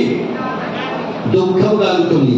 మందిరానికి వచ్చిన వాడు సంతోషిస్తాడు, మందిరానికి రానివాడు బాధపడతాడు. మందిరంలో ఆనందం ఉన్నది. స్తోత్రం. హల్లెలూయా. హల్లెలూయా. పేతురుగాడు అంటాడు, నీ మందిరములో నేను పచ్చని ఒలీవ చెట్టునై నేను నాటబడి ఉన్నాను, నీ మందిరంలో సర్వ సమృద్ధి కలదు. ఈ రోజున చాలా మంది దేవుడు మనకి మందిరానికి వచ్చిన విలువ తెలవదు, మందిరానికి వచ్చిన ఆలోచన వారికి లేదు. యేసుప్రభు నమ్ముకుంటే చాలు, ఒక మీద సిలువ వేసుకుంటే చాలు, మెడలో సిలువ ఉంటే చాలు, బైబిల్ ఉంటే చాలు, పరలోకానికి వెళ్ళిపోతాం అనుకుంటున్నావేమో. నువ్వెంత భక్తి చేసినా, ఎంత ప్రార్థనైనా, ఎంత సువార్తమైనా, ఎంత సేవ చేసినా, పనులకి ప్రసంగం చేసిన మర్మం నీకున్నా, మందిర అనుభవం లేకపోతే నువ్వు రాకడో ఎత్తగలవు. స్తోత్రం. ఆ మధ్య మా చర్చకు రావడం వచ్చేది, ఇద్దరు పిల్లలు తీసుకొని, ముసలి ఇద్దరు తీసుకొని, భార్య భర్తలు తీసుకొచ్చేది. ఒక 6 నెలలు దాటాక నెమ్మదిగా అడిగిన, అమ్మ మీరు ఎవరు, ఎక్కడి నుంచి వచ్చారు అంటే, మాది ఫలానా ఊరయ్యా, యూట్యూబ్ లో మీ ప్రసంగాలు వింటాం, హైదరాబాద్ వచ్చాక మీ దగ్గరికి రావాలనుకున్నాం, ఇక్కడే వచ్చాం, ఈ ప్రాంతంలోనే షిఫ్ట్ అయ్యాం, అక్కడే ఇల్లు తీసుకున్నాం, అడ్రస్ తెలుసుకొని వెతుకుంటూ చర్చకు వచ్చామయ్యా, 6 నెలలుగా వస్తున్నాం, మీరు 6 నెలలుగా వస్తున్న మాట చూస్తున్నాను, కొత్తగా వచ్చారు కదా, ఎవరో ఏంటో తెలియకుండా ముందే వాళ్ళని సంఘం మార్చొచ్చారా, వేరే చర్చ నుంచి వచ్చారా, ఎందుకు వచ్చారు, ఎందుకు వెళ్తున్నారు, ముందే తెలియకుండా మాట్లాడినమ్మా, అందుకే ఇప్పుడు అడుగుతున్నాను ఏంటని చెప్పిన తర్వాత ఆవిడ సాక్ష్యం చెప్పి సంతోషం అనిపించింది. నా మనసులో బాధ ఏంటంటే, మా ఆవిడ ఒక్కతే పిల్లలు తీసుకొస్తుంది, వృద్ధ జంటలు తీసుకొస్తుంది, భర్త లేడేమో అనుకున్నాను. అమ్మ మరి మీ ఆయన అని, మా ఆయన డ్యూటీకి వెళ్ళాడండి, మరి మేము చర్చకి రాడా, ప్రభు నమ్ముకోలేదా, రక్షణ. అయ్యో అలా కాదండి, ఆయన చాలా మంచోడండి, చాలా భక్తిపరుడండి, చాలా ప్రార్థనాపరుడండి, అతను చాలా కష్టం చేయండి, నా పిల్లలు కానీ ఏమి తక్కువ చేయడండి, వాళ్ళ అమ్మ నాన్నని పువ్వుల్లో పెట్టి చూసుకుంటాడండి, ఒక స్నేహితులు లేదండి, ఒక అలవాటు లేదండి, ఆఫీసు ఇల్లు ఇదంతా బాగానే ఉంది కానీ మరి చర్చి ఎదురున్నాడు అంటే మరి మమ్మల్ని అందరినీ పోషించడానికి చాలా కష్టపడుతున్నాడండి. ఉదయం డ్యూటీకి వెళ్తాడు, సాయంకాలం ఇంకో డ్యూటీకి వెళ్తాడు, పగల డ్యూటీకి వెళ్తాడు, రాత్రి డ్యూటీకి వెళ్తాడు. ఆ కారణాన చర్చికి రావడానికి వీలు కుదరలేదు. కానీ ఆయన చాలా మంచోడండి. ఉదయాన్నే లేస్తాడు, స్నానం చేసుకుంటాడు, టవల్ చుట్టుకుంటాడు, పని బట్టలతో ముందు బైబిల్ పట్టుకుంటాడు, బైబిల్ చదువుతాడు, ప్రార్థన చేస్తాడు, ఆ తర్వాత పనికి వెళ్తాడు. ఆ రోజు దరిద్రుడు భూమి దిగోండి. స్తోత్రం. విన్నారా? తడిసిపోయిన వంటి మీద టవల్ చుట్టుకొని బైబిల్ చదివితే పరలోకానికి వెళ్ళిపోతావా? మరి తడి బట్ట మీద బైబిల్ తడి వంటి మీద టవల్ చుట్టుకొని పరలోకానికి వెళ్ళే పని అయితే నేను ఎందుకు ఊరు తిరగాలి? ఆయన ఎందుకు బిల్డింగ్ కట్టాలి? స్తోత్రం. అదే ఇంట్లో 4-5 పెద్ద బాత్రూమ్ పెట్టుకొని రోజు బాత్రూమ్ స్నానం పోయి పూట టవల్ చుట్టుకొని పూట బైబిల్ చదువుతుంది పరలోకం పోమా? వీడు ప్రార్థన చేసుకుంటాడంట, ఈ బైబిల్ చదువుతాడంట, వీడు చాలా నమ్మకస్తుడంట, చంద్రాలు లేవంట, కానీ చర్చికి రాడంట. వీడు బలవంతుడా బలహీనుడా? హలో, మందిరానికి రానివాడు బలహీనుడే, మందిరంలో నిలబడని వాడు బలహీనుడే, మందిర విలువ అర్థం లేని వాడు బలహీనుడే. ఇంకో విషయం చెప్పనా, మనుషులకు వేరే జ్ఞానం పిచ్చుకలకు ఉందంట. ఆ పిచ్చుకలు ఏమంటా తెలుసా? గూళ్ళు పెట్టుటకు వానకోవులకు నీ మందిరములో 10 పీఠ దగ్గరే స్థానం దొరికిందంట. ఆ మాట అంటాడు తెలుసా? ఆ వానకోవిన ఆ పిచ్చుకలు అనుకుంటున్నాయి, ఇంటికి చర్చికి ఆ వచ్చే పాస్టర్ గారు ఏమంటూ స్టార్ట్ అయితే 11 అయినా మైక్ పిలిచి పెట్టడు, మళ్ళీ 11 గంటలకు ఇంటికి పోవాలా, రాత్రి ఇంటికి పోవాలి, మళ్ళీ సాయంకాలం రావాలి. ఈ తరగతి పెద్దకు నా గూడు కనుక చర్చిలోనే కట్టుకుంటే నేను అక్కడే ఉండిపోతాను కదా. మందిరంలో ఉండిపోయిన ఆశపడే పిచ్చుకలకు మానవులకు మనసు ఎవరికి లేదు. అంత పోస్టర్ వేసి ఊరంతా తెలియపరిస్తే సగం చర్చకు రాలేదని చేసి పెడుతుంది. ఇప్పుడు చెప్పండి, సంగతి ఏమంటారు? ఈ బలవంతులా బలహీనులా? ఏంటయ్యా రాలేదు భాస్కర్ కొంచెం డ్యూటీ గారు లేట్ అయిపోయింది, మా ఆవిడ బాగాలేదు, మా అమ్మగా మా ఇంటికి బాగాలేదు, మా అత్తగా బాగాలేదు. స్తోత్రం. ఇలాంటి సమయాల్లోనే ప్రయాణాలు, ఇలాంటి సమయాల్లోనే ఇంకేదో పనులు, భారాలు, కష్టాలు, మీకు మంచి మాట చెప్పనా, ఎంత లాభమైన దేవుని కనుక వాటిని నష్టపరచుకొని ప్రపంచం భరించగలిగిన వాడే బలవంతునిగా ఎంచబడతాడు. హల్లెలూయా. మొదటి మాట, దేవుని మందిరంలో స్వస్థత ఉన్నది. రెండవ మాట, దేవుని మందిరంలో కొంచెం గట్టిగా బలం ఉన్నది. అంటే గట్టిగా ఇప్పుడు స్టేట్మెంట్ మీరు చెప్పండి. మందిరానికి వచ్చిన వాడు ఫస్ట్ పాయింట్ స్వస్థత పొందుకుంటున్నాడు. రెండవది, మందిరానికి వచ్చిన వాడు బలం పొందుకుంటున్నాడు. దేవునికి మహిమ కలుగును గాక. పాలు బలమునకు సాదృశ్యంగా ఉన్నది. ఆమేన్. ఆ మధ్యకు పరిశుద్ధులు చక్కటి పాట రాశారు కదా, పాల వంటిది జుంటి తేనె వంటిది, ఆమేన్, నా జీవకు మధురం.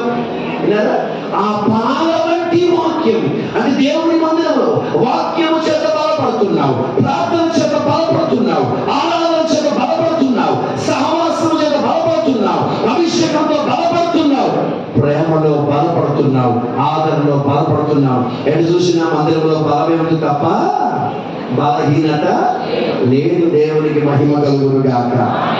మరో మాట చెప్పరా, బెతెస్దా కోనేటి దగ్గర ఎవడైనా వచ్చి వాడిని నీళ్ళలో దిప్పుతాడేమోనని అతడు ఎన్ని సంవత్సరాలు ఎదురు చూస్తున్నాడు? 38 సంవత్సరాలు ఎదురు చూస్తున్నాడు. ఇందులో యేసు ప్రభు రానే వచ్చాడు. ఒరే, స్వస్థతను పొందగలుగుతున్నావా? అవునయ్యా. అలాగైతే నీ పడగలు ఎత్తుకొని వెళ్ళిపోవాలన్నాడా? మందిరంలో పోమని చెప్పాడా? వీడు చెప్పాడు మొత్తానికి వెళ్ళమని, పడగెత్తుకొని పో అన్నాడు. వీడు బయటికి పోయినా చర్చలో పోయినా. హలో, బయట తప్పరా మీరు? ఏమో ఏం రాస్తుందో నువ్వే చెప్పేట్టున్నారు. అతను పడకెత్తుకుని ఎక్కడ పోయినట్ట? మందిరంలోనికి వెళ్ళాడు. నీకు మంచి మాట చెప్పనా, దేవుని మాటకు లోపడి అతను పడకెత్తుకొని మందిరం లోపలికి వెళ్ళిన కారణంగా అతనికి స్వస్థత దొరికినది. ఆ స్వస్థత స్థిరపరచబడినది. రోగం వచ్చిందా? బలహీనతలు వచ్చాయా?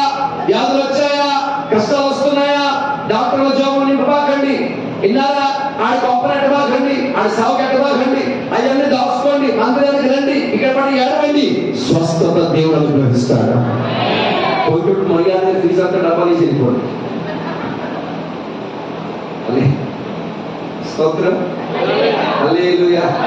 ప్రభు ఏమి కోరట్లేదు, మీ మనలో మాణిక్యాలతో, మీ వెండి బంగారాలతో, మీ ధనాలతో మీరు మందిరానికి రాగలిగితే నా దేవుడు కృంగిపోయి నిన్ను బలపరుస్తాడా, ఏడుస్తూ వస్తున్న నీకు నవ్వును కలగజేస్తాడా, బంధకాల్లో వచ్చి నీకు విడుదల కలిగిస్తాడా, అసమాధానంతో వచ్చి నీకు సమాధానం పంపిస్తాడా, నీ నోటి నవ్వు పెడతాడు, నీ గుండెల్లో సమాధానం నింపుతాడు. హల్లెలూయా. దేవుని మందిరంలో బలం ఉన్నది. ఆమేన్. మూడవది, అదే మందిరంలో నేను ప్రవహిస్తున్నాయంట, నీళ్లు ప్రవహిస్తున్నాయి. ఇక నాలుగు చూడండి, నీళ్లు. మందిరములో నుండి ప్రవహించుచున్న నీరు పరిశుద్ధాత్మ అభిషేకమునకు సాదృశ్యమై ఉన్నది. హల్లెలూయా. విశ్వసించు వారి కడుపులో నుండి జీవ జల నదులు ప్రవహించు. ఏక జీవజల నదులు, అదే పరిశుద్ధాత్మ అభిషేకమునకు సాదృశ్యమైనది. ఆమేన్. ఆ నది పరిశుద్ధ స్థలములో నుండి ప్రవహిస్తున్నది. అది బలిపీఠమును తాకుచు ప్రవహించుచున్నది. అది గడప క్రింద నుండి ప్రవహించుచున్నది. అది ప్రవహించుచున్న ప్రతి చోటున దాని యోరున నాటబడిన చెట్లు నెల నెలకు కాపులు కాస్తాయంట. అవి పచ్చగా ఉంటాయంట, మరణం రాదంట. ఎందుకు వాటికి మరణం రాదు? ఎందుకు ఆ చెట్లు 12 కాపులు కాస్తున్నాయి? ఎందుకు అవి జీవం కలిగి ఉన్నాయంటే ఆ నీరు దేవుని పరిశుద్ధ స్థలంలో ప్రవహించుచున్నది కనుక ఆ నీళ్ళలో యోరున నాటబడిన ప్రతి చెట్టు ఆకు వాడక తన కాలమంతా ఫలపట్టు చెట్టుగా ఉంటున్నాయి. స్తోత్రం కలుగును గాక. ఎందుకంటే ఆ నీళ్ళలో జీవము ఉన్నది. ఏంటి ఆ జీవము? పరిశుద్ధాత్మ అభిషేకము. ఆమె చెప్పండి. అంటే అందరు కాదండి, అందరు చూపిస్తారేంటి? నీళ్లు పరిశుద్ధాత్మ అభిషేకం. మందిరంలోకి వచ్చిన వారికి అభిషేకము దేవుడు ఇస్తాడని నమ్మిన వాళ్ళని గట్టిగా ఆమె చెప్పండి. హల్లెలూయా. ఇది చెప్పండి, మందిరంలో ఎన్ని కార్యాలు జరుగుతున్నాయి? 1, స్వస్థత. చెప్పండి. నువ్వు నిర్భాగ్యుడిగా మందిరానికి వస్తావు, అప్పుడు నీ జీవితంలో ఏ కోణంలో స్వస్థత కావాలో దేవుడు ఇస్తాడు. 2వది, స్వస్థత ఇచ్చిన నిన్ను ఇక రోజు రోజు ఏం చేస్తా ఉంటాడమ్మా? బలపరుస్తా ఉంటాడు. నువ్వు బలపరచబడుతున్న కొద్దీ ఒక రోజున జీవ జలముల నదిని నీ మీదకి పంపిస్తాడు. దాని పేరు పరిశుద్ధాత్మ అభిషేకము. హల్లెలూయా. మందిరంలో స్వస్థత కార్యాలు జరుగుతున్నాయంటే రాకడ సమీపముగా ఉన్నది. మందిరంలో సంఘము దేవుని వాక్యము చేత బలపరచబడుతున్నాడంటే రాకడకు సాదృశ్యంగా ఉంది. మందిరంలో అభిషేకము కృపరించబడుతూ ఆత్మలో సంఘము ఆరాధిస్తుందంటే అది రాకడకు సూచనగా ఉన్నది. ఉంటే చీపకి గట్టిగా ఆమె చెప్పండి. హల్లెలూయా. మన ఆంధ్ర తెలంగాణ ప్రభుత్వాలు మాత్రమే కాదు, యావత్ భారతదేశంలో ఉన్న దరిద్రమైన అలవాటు ఏమిటంటే అప్లికేషన్ పెట్టినా మొహం మార్చుకున్న గవర్నమెంట్ ఆఫీసర్లా అందరూ మారిపోయి లంచం పెడితే కానీ అనుమతించట్లేదు. వీళ్ళందరూ చేతులకి స్తోత్రం చెప్పడంటే చెప్తున్నారు. అర్థమైపోయింది సీన్ అక్కడ. వింటున్నారా? గవర్నమెంట్ ఆఫీస్కి వెళ్ళి అప్లికేషన్ పెట్టండి, వాడు వెంటనే ఓకే రైట్ శాంక్షన్ అంటాడా? నువ్వు ఏదో లంచం పెట్టాలి, అది వాడికి నచ్చాలి, అప్పుడు కానీ వాడు సంతకం పెట్టడు. అలాగే మీకు ఏదైనా ఆశ పుట్టిస్తే తప్ప మీరు స్తోత్రం చెప్పట్లేదు. మరి స్తోత్రం. గవర్నమెంట్ ఆఫీస్ వల్ల మీ పొరలోని చెడిపోయినాయి. ప్రభు మీ మనసును మార్చివేయును గాక. లంచం ఆశించేవాడు విశ్వాసి కాదు. ఏం దొరకపోయినా ప్రభుని గలపరిచే వారిగా ఉండాలి. అయినా చెప్పలేదు మా భక్తులందరూ, మా సహోదరులందరూ ఏ మూడ్లో ఉన్నారో ఈ రాత్రి వెళ్ళి మా ఇంట్లో ఏమి భోజనం చేయలేదు, మాకు ఏది వండి ఉన్నారు. స్తోత్రం. హల్లెలూయా. ఎక్కడే చేతులు పైకి. హల్లెలూయా. మందిరములో స్వస్థత నీకు లభించును గాక. మందిరములో ఉన్న బలము నీవు పొందుకున్నవు గాక. ఆ మందిరంలో నింపబడిన అభిషేకముతో నీవు ఆనందించుదువు గాక. ఈ 3 జరుగుతున్నాయంటే ఏ దినములు ఇవి? కొంచెం గట్టిగా రాకడ సమీపముగా ఉన్న దినములు కనుక ఆ కార్యములన్నీ తన మహిమగల మందిరంలో దేవుడు జరిగిస్తా ఉన్నాడు. ఇప్పుడు ఆ కార్యాలు జరుగుతున్నాయా లేదా? ఉన్నాయా లేదా? దేవుడికి వచ్చిన వాళ్ళు స్వస్థత పొందుకుంటున్నారా లేదా? మాట్లాడాలి. మందిరంలో నిలబడిన వాళ్ళు బలం పొందుకుంటున్నారా లేదా? మరి అభిషేకంతో నింపబడుతున్నారా లేదా? ఏ రోజు ఇది మాట్లాడాలి. కొంచెం గట్టిగా. ఇదంతా బాగానే ఉంది కానీ దేవుడు చేసే కార్యాలు దేవుడు చేస్తున్నాడు. మరి అవన్నీ అనుభవిస్తున్నావు, నువ్వేం చేస్తున్నావు మరి? స్తోత్రం. హలో, బాగా వినండి. ఓహో, నాకు నా చివరి దినాలు గుర్తించాలంటే ఆఖరి దినాలు స్వస్థత ఇస్తాడంట. ఇక నేను ఆసుపత్రికి వెళ్ళవలసిన పని లేదు. నేను చర్చికి వెళ్ళిపోయిన వయసు నా డబ్బులన్నీ కాపాడుకుంటున్నాను. హల్లెలూయా, స్తోత్రం.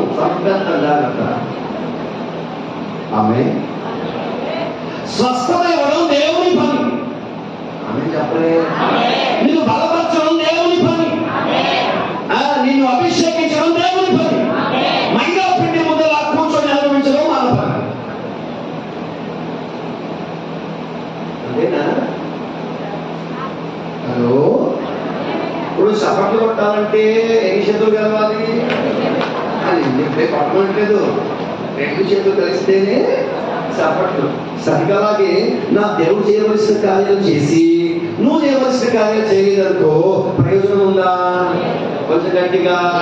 ప్రయోజనం ఏమి లేదు కదా. సరిగలాగే మరి ఆయన స్వస్థత కార్యాలు జరిగించాడు. ఒకవేళ మీ జీవితంలో మందిరానికి వచ్చే స్వస్థత పొందితే మీరు రామని చెప్పండి. నిన్ను స్వస్థపరిచిన దేవుడు ఆయన. పొందుకున్నారా స్వస్థత? నిన్ను బలపరిచిన దేవుడు ఆయన. బ్రదర్సారు ఆమె చెప్పట్లేదేంటి? నిన్ను అభిషేకించిన దేవుడు ఆయన. అనుభవించారా? మరి ఇవన్నీ పొందిన నువ్వేం చేస్తున్నావు మరి నువ్వు? స్తోత్రం. మాట వింటున్నారా పిల్లారా? చాలా జాగ్రత్తగా గ్రహించండి. దేవుని మాటలు అర్థం చేసుకోవడానికి ప్రయత్నించండి. ఈ కడవరి దినాలలో నా దేవుడు చేయ కార్యము చేస్తున్నాడు. ఇది మా ప్రభు రాకడ సమీపంగా ఉండగా ఆ రాకడలో నీవు నేను ఎత్తపడాలంటే ఇవన్నీ అనుభవిస్తున్న మనమే చేయాలి. ఈ మాట అర్థం చేసుకోవడానికి ఆ వచనంలో ఉన్న ఆఖరి మాట దగ్గరికి వెళ్ళండి ఒకసారి. ఆఖరి మాట దగ్గరికి యోవేలు 3:18 ఆఖరి మాట, ఆఖరి మాట, ఆఖరి మాట చూడరా, చదవండి. నీటి ఊట యెహోవా మందిరములో నుండి ఉబికి పారి ఏమోయమ్మా? అందరు కొంచెం గట్టిగా స్వరమెత్తి నా వెనక చెప్పండి. షిత్తీము లోయలోనికి అండి. కొంచెం గట్టిగా. ఇప్పుడు నేను సమాధానం చెప్పాలి. ఈ క్రొత్త ద్రాక్ష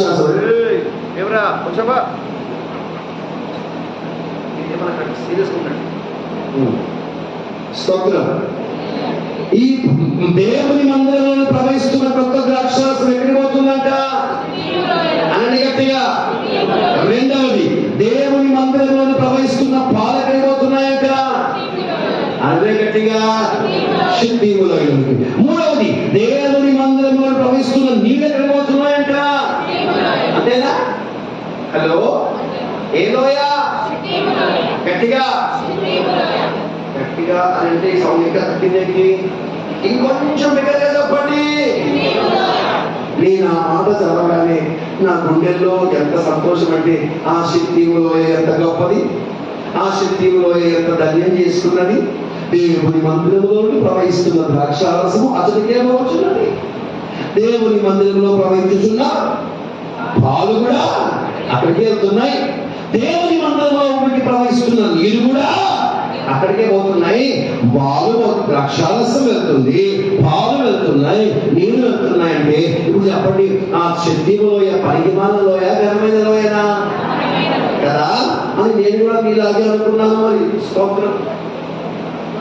అసలు ఈ షిత్తీములోయ అని వెళ్ళి నేను బైబిల్లో వెలిగితే నాకు తెలిసిన మాటలు బట్టి ఆ మాట విషయం, ఆ మాట దేవుడు చూపించగానే నా గుండె మోకంలో జారిపోయింది. ఏంటో తెలుసా? షిత్తీము లోయ అనగా తుమ్మ చెట్ల లోయ. ఏ లోయ? కొంచెం గట్టిగా. దేవుని మందిరంలో ప్రవహిస్తున్న ద్రాక్షారసం ఎక్కడికి పోతున్నాయి? ఎవరికి పోతున్నాయి చెప్పాలి? తుమ్మ చెట్లకి. పాలు ఎక్కడికి వెళ్తున్నాయి? తుమ్మ చెట్లకి. నీళ్ళు ఎక్కడికి వెళ్తున్నాయి? అసలు ఎవరైనా ఇంత విలువైన వస్తువు తుమ్మ చెట్లు పెడతాడా? హలో, ఇప్పుడు ఇంటి పెరట్లో ఒక ఆయన చెట్లు పెట్టుకున్నాడు, చాలా చక్కటి గార్డెన్, మంచి తోటలాగా పెంచుకున్నాడు ఇంట్లో. ఆ ఖాళీ స్థలంలో రోజు ఉదయాన్నే లేచి ఆ చెట్లకు నీళ్లు పోస్తా ఆ ప్రహరీ బయట ఉన్న తుమ్మ చెట్టు మీద కాలు పడ్డది. అయ్యో, నా చెట్టుతో సహా ఈ తుమ్మ చెట్టు కూడా ఎప్పటి నుండో నా ఇంటి ముందే పెరుగుతున్నది కదా, నేను వీటన్నిటి నీళ్లు పోసుకుని అది కూడా చెట్టే కదా, దానికి నేను కొన్ని నీళ్లు పోసుదను అని ఎవరైనా వెళ్ళి ఆ తుమ్మ చెట్టుకు నీళ్లు పోసాడు అనుకో, ఆయన ఏమంటారు? హలో, తుమ్మ చెట్టుకు నీళ్లు పోసేవాళ్ళని ఏమంటారు? నువ్వు ఎంత ప్రేమగా వాడిరా, నువ్వు ఎంత గొప్పవాడిని అంటారా? ఏమంటారు? చూడండి, ఎందుకు అసలు తుమ్మ చెట్లకి నీళ్ళే అక్కర్లేదు. నీళ్ళే అక్కర్లేదు అనుకుంటే ఆ తుమ్మ చెట్లకు ఏమెడుతున్నాడు? గట్టిగా నీళ్ళు, ద్రాక్షరసం పంపిస్తున్నాడు. రెండవది పాలు పంపిస్తున్నాడు. మూడవది ఈ నీళ్లు మామూలుగా కూడా దేవుని మందులో ఊపికి పొంగి పోతున్నాయంట నీళ్ళు. స్తోత్రం. పని హిమాలయ చెప్పి ఎంత పుణ్యం పెట్టుకున్నాయి దేవుని స్తోత్రం. హలో, ఎవరు నీళ్ళు పోయడం నచ్చుకోవాలి తుమ్మ చెట్లు, ఎవరు కూడా చూసినా దాన్ని పట్టించుకొని తుమ్మ చెట్లు ఇప్పుడు ఏం దొరుకుతున్నాయి? ఒకటి చెప్పాలి ద్రాక్షరసం, రెండవది పాలు, మూడవది అవసరమా దానికి స్తోత్రం. వింటున్నారా? ఏంటి ప్రభా, ఈ దేవుని మందిరంలో ఆ పరిశుద్ధ స్థలంలో నుంచి ప్రవహిస్తున్న ఈ ద్రాక్షారసం, కొత్త ద్రాక్షారసం, ఆ పాలు, ఆ నీళ్లు ఎక్కడైనా శ్రేష్టమైన లోయలోనికి ఎల్లుంటే ఎంత బాగుండేది. ఎడారి మధ్యలో సస్యశ్యామలమైన ఎంగేది ఉంది కదా, అక్కడ పంపినా బాగానే ఉండేది.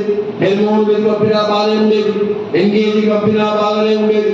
ఇంకా ఏదైనా విలువ కలిగిన చోటు పంపినా బాగానే ఉండేది. విలువ కలిగిన స్థలంలోనికి వెళ్ళినా బాగుండేది. అలా వెళ్ళకుండా ఈ తుమ్మ చెట్లకు వెళ్ళడం ఏంటి అని నేను దేవుడి సముద్రంలో ప్రార్థించుతుండగా దేవుడికి అద్భుతమైన విషయాన్ని గమనించాడు. ఒక విషయాన్ని బయలుపరిచాడు. బాగా వినండి.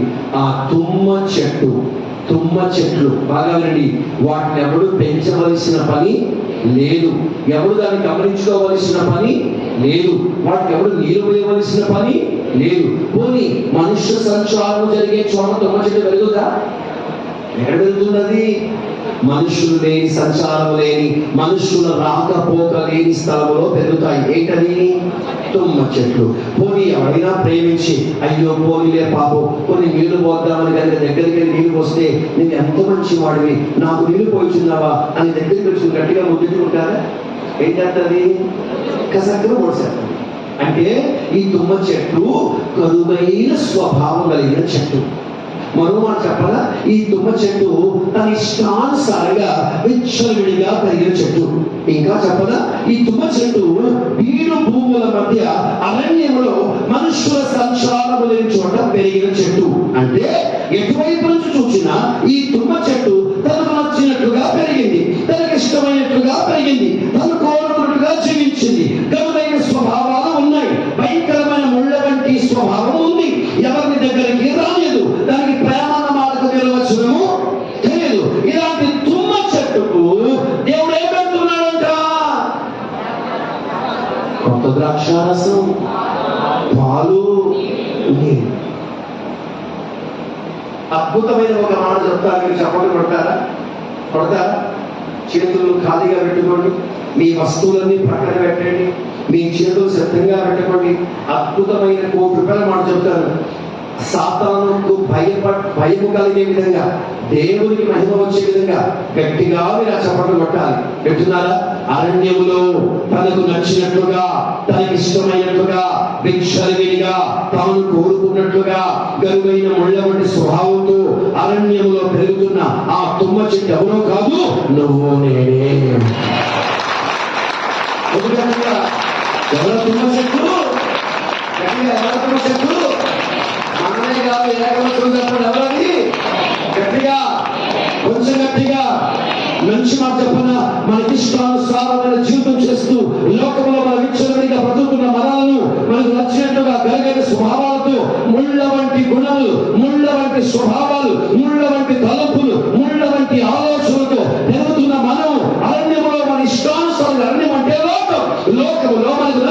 పెరుగుతుండగా మన ఇష్టానుసారంగా పెరుగుతుంటే అక్కడ ఉన్న మనల్ని దృష్టించిన దేవుడు ఆయన మందిరములో నుండి కొత్త ద్రాక్షారసముని యొద్దకు పంపించాడు. హల్లెలూయా! ఆ పాలను ఎందుకు పంపించాడు? ఆ నీళ్ళని ఎందుకు పంపుతున్నాడు? ఎందుకమ్మా? నా ప్రాణమా, నా సైకిల్ చెప్పగలగాలి. నా ప్రాణమా తినుము తాగుము. అంతేనా? అంతేనా? ప్రియమైన దేవుడు జాగ్రత్తగా వినండి. ఈ కలవర దినాలలో సంఘముగా రక్షింపబడిన దేవుని బిడ్డలుగా మనం మారు మనసు పొంది బాప్తిస్మం తీసుకొని సంఘంలో చేరి పరిశుద్ధాత్మను పొందుకొని వాక్యము ద్వారా బలపరచబడుతూ దేవుని మందిరానికి వచ్చిన ప్రతిసారి ఆదరణ పొందుతూ ఎన్నో కార్యాలు మన జీవితాల్లో మనం అనుభవిస్తూనే వచ్చాము కదా. ఇన్ని అనుభవిస్తున్న మన జీవితాలలో ఏమి చేసి రాకడకు సిద్ధపడాలి?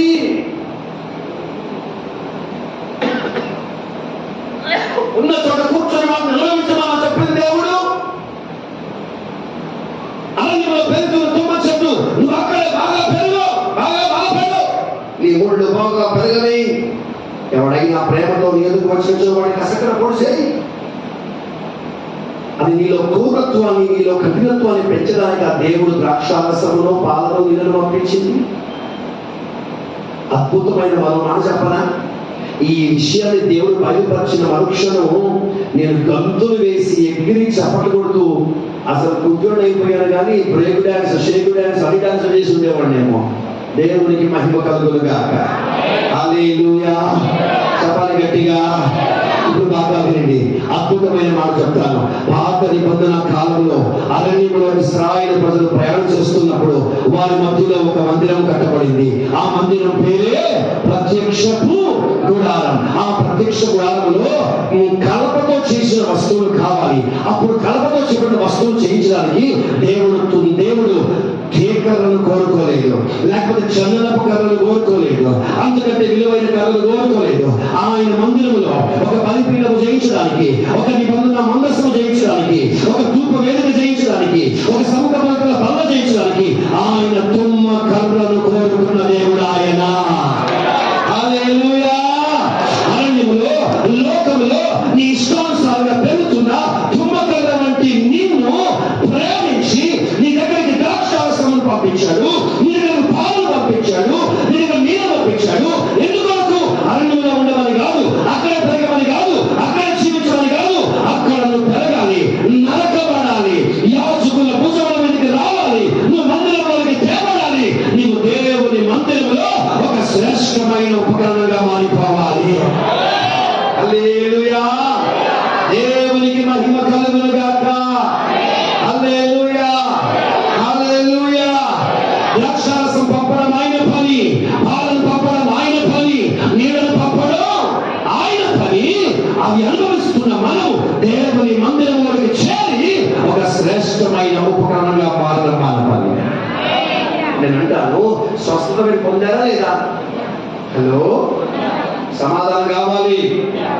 స్వస్థత పొందిన వారు గట్టిగా హల్లు చెప్పండి. బలం పొందిన వారు గట్టిగా హల్లు చెప్పండి. మూడవది, అభిషేకమును పొందిన వారు, దేవుని కనికరం పొందిన వారు గట్టిగా ఆమేన్ చెప్పాలి. ఇన్ని అనుభవించావు కదా, మనం దేవుని మందిరములో ఒక శ్రేష్టమైన ఉపకరణంగా మారావా లేదా? ఏం అనుకోవాలండి, కొన్ని విషయాలు మీకు అర్థం చూపిస్తాను. కొందరు ఉంటారండి, ప్రార్థన ఆరంభమైన అరగంటకో 30 గంటకో నెమ్మదిగా చర్చకు వస్తారు, వాక్యం వింటారు, ప్రార్థన చేసుకుంటారు. ఆమేన్ అనే లోపే పాస్ గారికి అడగకుండా నెమ్మదిగా వెనక పారిపోతారు. వీళ్ళు ఎందుకు వస్తారు చర్చకి తెలియదు, ఎందుకు వెళ్ళిపోతారో తెలియదు.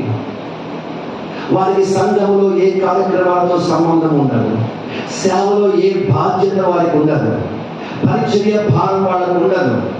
ఎంతసేపు అరణ్యంలో ఉండిపోవాలి? అరణ్యం అంటే లోకం. లోకంలోనే ఉండాలి, లోకంలోనే జీవించాలి, లోకంలోనే బ్రతకాలి, లోకంలోనే ఆనందించాలి. ఈ రోజున చాలా మంది యేసు ప్రభు నమ్ముకున్నారు. బయటి వారి విషయం అనవసరం. మందిరానికి వచ్చిన నీతోనే ప్రభు మాట్లాడుతున్నాడు. నీవు స్వస్థత అనుభవించావు, నీవు దేవుని వల్ల బలమును పొందుకున్నావు, అభిషేకం పొందుకున్నావు. అయితే ఇంకా నీవు అరణ్యంలో పెరుగుతున్న వాడిగానే ఉండిపోయావా, లేదా నీవు దేవుని మందిరంలో ఉపకరణంగా మారావా? నీకు అర్థమయ్యే మాటలు ఒక స్టేట్మెంట్ చెప్పనా? పంపడం అయిన పని, దేవుని కొరకు వాడబడుట మన పని. ఆమె చెప్పలే? హల్లెలూయా. నువ్వు చెప్పండి, నీకు సింపుల్ గా సమాధానం చెప్పాలి. సింపుల్ గా చెప్పాల్సిన అంటే ఆ తుమ్మకర్ర దేవుడికి కావాలి. ఏం కావాలమ్మా? ఎవరు కావాలమ్మా? కొంచెం గట్టిగా. నీకు తెలుసా, గుడారంలో, ప్రత్యక్ష గుడారంలో కలపతో చేసిన వస్తువులను ఏ కలపతో చేశారమ్మా? హలో, మాట్లాడరే. ఎక్కడైనా ప్రత్యక్ష గుడారంలో టేకర్ర ఉపయోగించాడా? మాట్లాడాలి. ఇంకా చందనపు కర్ర ఉపయోగించాడా? రోజు తెలుగులో ఏమంటారు? నాకు తెలుగు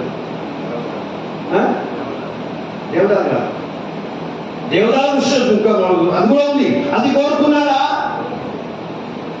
రోజు ముట్టు కోరుకున్నాడా? ఏమంటే మీ ఇంట్లో కనుక ఏదైనా కలపతో చేసే వస్తువులు చేయించుకోవాలనుకుంటే మీరు ఏ కలర్ కోరుకుంటారు చెప్పండి మీరు? హలో, బాగా డబ్బున్నోడు అయితే కలపం కోరుకుంటాడు, టేకే కోరుకుంటాడు. మా జోసఫ్ గారు బాగా ఉన్నాడు కాబట్టి మెట్లు కూడా టేక్ కావాలని స్తోత్రం కలుగును కాక. మా ఇంట్లో అంతా మొక్కలు ఉన్నాయి గారు, స్తోత్రం కలుగును కాక. ఇందాక హాల్లో చూసే ఒక పెద్ద తలుపు ఒకటి ఉంది. అది అది ఏ పదం ఉంటారు? ఏ ద్వారం ఉంటుందని? సింహద్వారం ఉంటారా?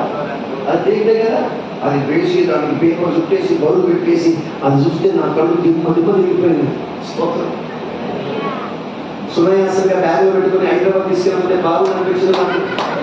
మరి దేవుడు మరి ఆ పని చేయలేవుగా. హల్లెలూయా, హల్లెలూయా. చెప్పలే, మీ ఇంట్లో ఏదైనా వస్తువులు చేయించుకోవాల్సి వస్తే మీరు ఏ కర్ర కోరుకుంటాడు? ఏ కర్రనే కదా. ఇంకా డబ్బులు అయితే చందనం కర్ర, రోజు ముట్టు, ఆ ముట్టు, ఈ ముట్టు అన్ని కోరుకుంటారు. నా మధ్య మండపాన్ని సేవకి వెళ్తే అక్కడ ఒక డిఫరెంట్ ముట్టు కనపడింది. అది కాస్ట్లీ అంట, చాలా కాస్ట్లీ. అది తీసుకొచ్చి నీళ్ళలో పడేసి కొన్ని నెలల పాటు నీళ్ళలో నానబెట్టిన తర్వాత వాటిని బయటకు తీసి వాటితో కనుక ఉపకరణాలు చేస్తే అవి ఎంత ముచ్చటగా ఉన్నాయో తెలుసా, ఎంత అందంగా తెలుసా. నాకు అనిపించింది, తుమ్మకర్ర కంటే ఘనమైన వస్తువు లేవా? ఇప్పుడు తుమ్మకర్రతో చేయించుకున్నారనుకోండి, ఎండాకాలంలో ఒదిగిపోతాయి, వర్షాకాలం చలికాలంలో ఊరిపోతాయి. వర్షాకాలంలో తలుపులు పట్టవు, ఎండాకాలంలో తలుపులు లూజ్ అయిపోతాయి. ఈ తలకాయ నొప్పి ఎందుకని అందరూ టేకర్రనే కోరుకుంటాడు. కానీ ఘనమైన ఏకరను కోరుకోకుండా దేవుడు ఏకరను కోరుకున్నాడు. కొంచెం గట్టిగా స్టేట్మెంట్ చెప్పడానికి నచ్చితే ఆమె చెప్పండి. ఘనమైన వాటిని దేవుడు కోరుకోలేదు. పనికి రాని దానిని, పనికి మాలిన దానిని, మనుషులు తృణీకరించిన దాన్ని, మనుషుల దృష్టిలో వ్యర్థమైపోయిన దాన్ని తన మందిరములో ఒక బలమైన సాధనముగా ఉండకు ఆయన ఏర్పరచుకున్న దేవుడు. హల్లెలూయా.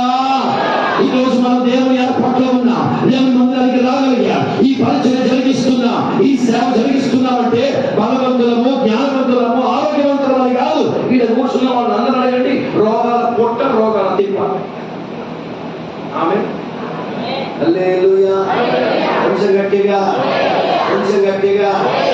వాయిద్యకారులను అడగండి, వాయించి వాయించి వాయించి వాళ్ళు పాటలు పాడేవాడు ఒకడు తూర్పు పోతాడు, ఒకడు పడమట పోతాడు, వీళ్ళు మాత్రం నైల్లోనే ఉండాలి. ఎంత తిప్పాలనుకుంటున్నా నీకేం తెలుసు? వాళ్ళకి ఎన్ని రోగాలు, ఎన్ని బాధలు, ఎన్ని బలహీనతలు. అరిసి వాక్యం చెప్పి మీరు ఆమె చెప్పకపోయినా, సౌండ్ బాగా లేకపోయినా అరిసి చెప్పి ఏమండి తెలుమంతా మళ్ళీ రేపు సాయంత్రం దాకా నెమ్మదిగా విశ్రాంతి తీసుకుంటే మళ్ళీ మాట్లాడే ఓపిక వస్తుందో రాదో కూడా తెలవదే. ఇన్ని బలహీనతలు, ఇన్ని రోగాలు, ఇన్ని సమస్యలు, ఇన్ని కష్టాలు, ఇన్ని బాధలు, ఇన్ని ఇబ్బందులున్నా మమ్మల్ని ఎందుకు కోరుకున్నాడు? వాక్యం చెప్తుంది, ఏ శరీరము దేవుని ఎదుట అతిశయించబడినట్లు. కొరింథీయులకు రాసిన మొదటి పత్రిక 1వ అధ్యాయము 13వ వచనం, 18వ వచనం చదవండి. మొదటి కొరింథీయులకు రాసిన పత్రిక 1వ అధ్యాయం 18 సహోదరులారా మిమ్మల్ని పిలిచిన పిలుపును చూడుడి. ఎన్నో వచనము? 26 నుండి, క్షమించండి 26 నుండి. 1 కొరింథియన్స్ మొదటి అధ్యాయం 26వ వచనం. సహోదరులారా మిమ్మల్ని పిలిచిన పిలుపును చూడుడి. మీలో లోకరీతి జ్ఞానులైనను, ఘనులైనను, గొప్ప వంశము వారైనను, ఏ కర్రను, చంద్రపు కర్రను, దేవదారు కర్రను, రోజుడిని, ఖరీదైన విలువైన వారిని దేవుడు ఎన్నుకొనలేదు. కానీ ఏ శరీరము దేవుని ఎదుట అతిశయించబడినట్లు జ్ఞానులను సిగ్గుపరచుటకు ఏ కర్రను సిగ్గుపరచడానికి తుమ్మ కర్రను కోరుకున్నాడు. దేవదారు కర్రలతో సిగ్గుపరచడానికి తుమ్మ కర్రను కోరుకున్నాడు. చందనపు కర్రను సిగ్గుపరచడానికి తుమ్మ కర్రను కోరుకున్నాడు. ఇప్పుడు చెప్పండి, పనికి వచ్చే ఘనమైన వారు దేవునికి కావాలా? పనికి రాని నిషేధింపబడిన వారు దేవునికి కావాలా? హలో, ₹1 మాట్లాడుతారు గట్టిగా ఆమెనంటారా? నీవు హీరో అనుకుంటే తీసి పక్కన పడేస్తాడు. నేనే ఆమె అంటాను. నేను మళ్ళీ అమ్మంటే అప్పుడే అన్నాకండి, మొత్తం ఏంటంటే నువ్వు హీరో అనుకుంటే దేవుడిని తీసి పక్కన పడేస్తాడు. నీవు జీరోగా మారిపోతే నేను హీరోగా చేస్తాడు. హల్లెలూయా. నువ్వు హీరోగా మారాలంటే నువ్వు ఏమైపోవాలి? కొంచెం గట్టిగా నువ్వేమని పాడాలి? పనికి రాని పాత్రలు నేను అని పాడగలిగితేనే నేను ఒక పనికి వచ్చే పాత్రగా దేవుడు తయారు చేస్తాడు. హల్లెలూయా. ఈ రోజున దేవుడు మనం ఎన్నుకున్నది మనం ఘనమైన వారమని కాదు. ఈ రోజు దేవుడు కోరుకున్నది గొప్ప వంశం వారని కాదు. ఈ రోజు దేవుడు మనం నియమించింది జ్ఞానమని, బలవంతులమని కాదు. జ్ఞానులను, బలవంతులను, గొప్ప వంశం వారిని సిగ్గుపరచుటకై వారందరినీ ప్రక్కన పెట్టి లోకములో ఉన్న వెర్రి వారి తన మహిమ కొరకు దేవుడు ఏర్పరచుకున్న దేవుడు ఆయన. హల్లెలూయా. యేసు ప్రభుకి బాప్తిసం ఇచ్చిన యోహాను ఏం చదువుకున్నాడమ్మా? మాట్లాడరే. విద్య లేని పామలు, ఒక మాట చెప్పాలంటే అసలు నాగరికత కూడా ఎరుగని వాడు, సరైన వస్త్రాలు వేసుకోవడం కూడా తెలియని వాడు ఎవరు? బాప్తిసం ఇచ్చి యోహాను. యేసు ప్రభువు వారు ఎక్కడైనా ఊమరంగు వస్త్రములను, ఆయన సన్నపు నార వస్త్రములను వేసుకొని సింహాసనంపై కూర్చొని ఉండగా, ఎక్కడ ఉందా? హలో, అర్థమేమిటి? ఆ కాలంలో విలువైన ఖరీదైన వస్తువులు ఎక్కడ వారు వేసుకున్న ఆధారంలో లేవనా? కాదే. అది ఉండకూడదు కదా. అందుకే బైబిల్లో యేసుప్రభు గురించి పరలోకములో ఉండే భాగ్యమని ఎంచుకొనలేదు. కానీ తను తన దాసుని స్వరూపం ధరించుకుని తను తానే అన్ని ఉన్నను ఏమీ లేని వానిగా తను తాను మార్చుకొని యేసు ప్రభు రోజున మనకు ఒక మాధుర్యకరమైన జీవితాన్ని నేర్పిస్తున్నాడు. స్తోత్రం. బైబిల్లో ఎక్కడ తన నామ మహిమాత్మై గనులను ఏర్పరచడం లేదు. వ్యభిచారులను ఎన్నుకున్నాడు, వారి ద్వారా ప్రభు మహిమపరచబడ్డాడు. దొంగలను ఎన్నుకున్నాడు, వారి ద్వారా మహిమపరచబడ్డాడు. ఈడ మహిమానుడు నా సొమ్మును వేశాడు, 4 రెట్లు నా సొమ్ముతున్నాడు. ఏంటి? సుంకము లెక్కలో డబ్బు తీశాడని చెప్పిన ఆ చెక్కయ్య ద్వారా ప్రభు మహిమపరచబడ్డాడు. ఆమేన్. నేను అర్థం కావట్లేదా? ఏదో ఒక మాట చెప్పండి. గనులను ఎన్నుకున్నాడా, పనికి మారిన వారు ఎన్నుకున్నాడా? ఈ రోజున ఈ తుమ్మకర్రను కోరుకోవడం వలన ప్రభు నాకు నేర్పిస్తున్న పాఠం ఏంటంటే, ఆయనకు గొప్పవారు, గొప్ప వంశం వారు, ధనవంతులు, బలవంతులు, జ్ఞానవంతులు అక్కర్లేదు.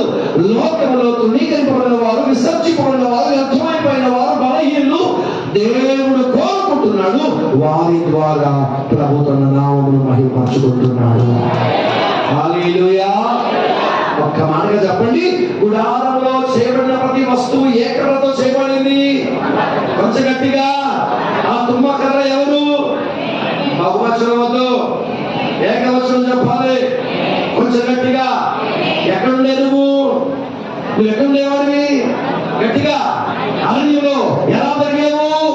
నీకు నచ్చినట్లు, నీకు ఇష్టం వచ్చినట్లు, ఘనువైన భయంకరమైన స్వభావంతో పెరుగుతున్న నీ దగ్గరికి ఆ ద్రాక్షరసమును పంపి నిన్ను స్వస్థపరిచి, నిన్ను బలపరిచి, నిన్ను అభిషేకం ఇచ్చి ఇప్పుడు బాగా బలపరిచి నిన్ను తన సన్నిధిలోనికి తీసుకొని వస్తున్నాడు. ఇంత మంచి మాట చెప్తే మామేం చెప్పారు భక్తులారా, నీ నోరు యేసు నామములో బలపరచబడుగాక. హల్లెలూయా. చెప్పాలి గట్టిగా.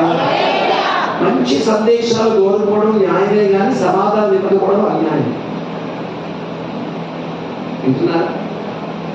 మంచి ఆసక్తి కలిగిన మాటలు కావాలని ఆశపడడం తప్పేమీ లేదు కానీ స్పందించకపోవడం దుర్మార్గం. ఆమె కొంచెం గట్టిగా.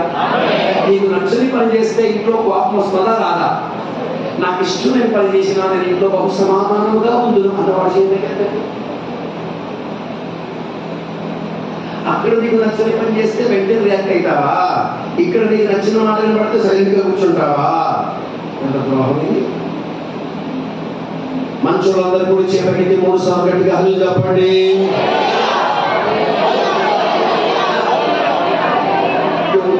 స్తోత్రం. 1 2 3 4 చివరిసారి హల్లెలూయా. దేవునికి మహిమ కలుగును గాక. సింపుల్ గా చెప్తారు, మనకి గట్టిగా ఆమె చెప్పండి. అరణ్యములో పెరుగుతున్న తుమ్మకర్ర ఇప్పుడు దేవుని మందిరంలోనికి రావాలి. అందుకే నీకు ద్రాక్షరసం పంపించాడు, నీకు పాలు పంపించాడు, నీళ్ళు పంపించాడు. గట్టిగా అరణ్యంలో నుండి మందిరంలోకి రావాలి. అన్ని గట్టిగా. రెండోసారి గట్టిగా. మూడోసారి గట్టిగా. నాలుగోసారి ప్రక్క వారి చేయి లాక్కొని వాళ్ళ మొహం చూస్తూ వాళ్ళతో చిరునవ్వుతో చెప్పండి మాట. చెప్పినోడు ధన్యుడు, చెప్పనోడు అన్యుడు. ఏది భక్తుడు అలా చూస్తున్నావు? ఇప్పుడు నేను ఏమన్నా పెళ్లి పాత్రలు చేయమన్నానా? అంత సిగ్గురానైనా నీకు? చెప్పినోడు విశ్వాసి, చెప్పనోడు పిశాసి. చెప్పారా? చెప్పలేదు. అందరు చెప్పండి మరోసారి. అరణ్యంలో నుంచి మందిరంలోకి రావాలి. అందరు చెప్పండి. ఇప్పుడు అందరూ చెప్పాలి గట్టిగా. అరణ్యంలో నుంచి మందిరంలోకి రావాలి. అరణ్యంలో నుంచి మందిరంలోకి రావాలి. హల్లెలూయా. హల్లెలూయా. అర్థం చెప్పండి గట్టిగా చెప్పండి. ఇంతకాలం లోకంలో బ్రతికావు, ఇప్పుడు నువ్వు దేవుని కొరకు బ్రతకాలి, దేవుని కొరకు జీవించాలి, ప్రభు కొరకు ఉపయోగపడాలి, ప్రభు కొరకు వాడబడాలి, ప్రభు కొరకు జీవించాలి. అందుకే ద్రాక్షరసం పంపించాడు, అందుకే పాలు పంపించాడు, అందుకే నీళ్ళు పంపించాడు. వచ్చి మైదా పిండి ముద్దలా కూర్చొని ఏ అరగంట ఇంటికి వెళ్ళిపోవడం కాదు. స్తోత్రం. హల్లెలూయా. కొందరు ఉంటారు దేవుని వాడుకుంటారు కానీ దేవునికి ఏ విధంగా కూడా ఉపయోగపడరు. ఏంటంటే ఈ సముద్రం అక్కడ. స్తోత్రం. హల్లెలూయా. కొంచెం మాటలు పెంచండి. ఆ సౌండ్ ఏంటి? డిస్టర్బెన్స్ ఎందుకు వస్తుంది? అది వినపడుతుందా? స్తోత్రం. చూడండి.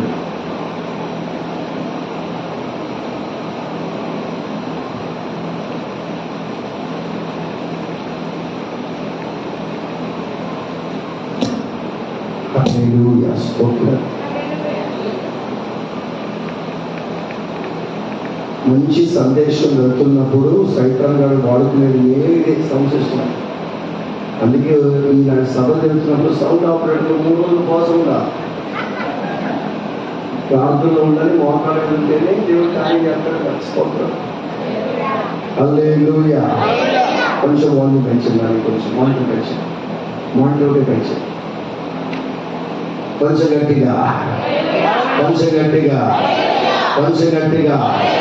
దేవునికి మహిమ కలుగును గాక. హల్లెలూయా. అరణ్యములో తుమ్మకర్ర ఇప్పుడు ఎక్కడికి వచ్చేసిందమ్మా? దేవుని మందిరంలోకి వచ్చేసింది.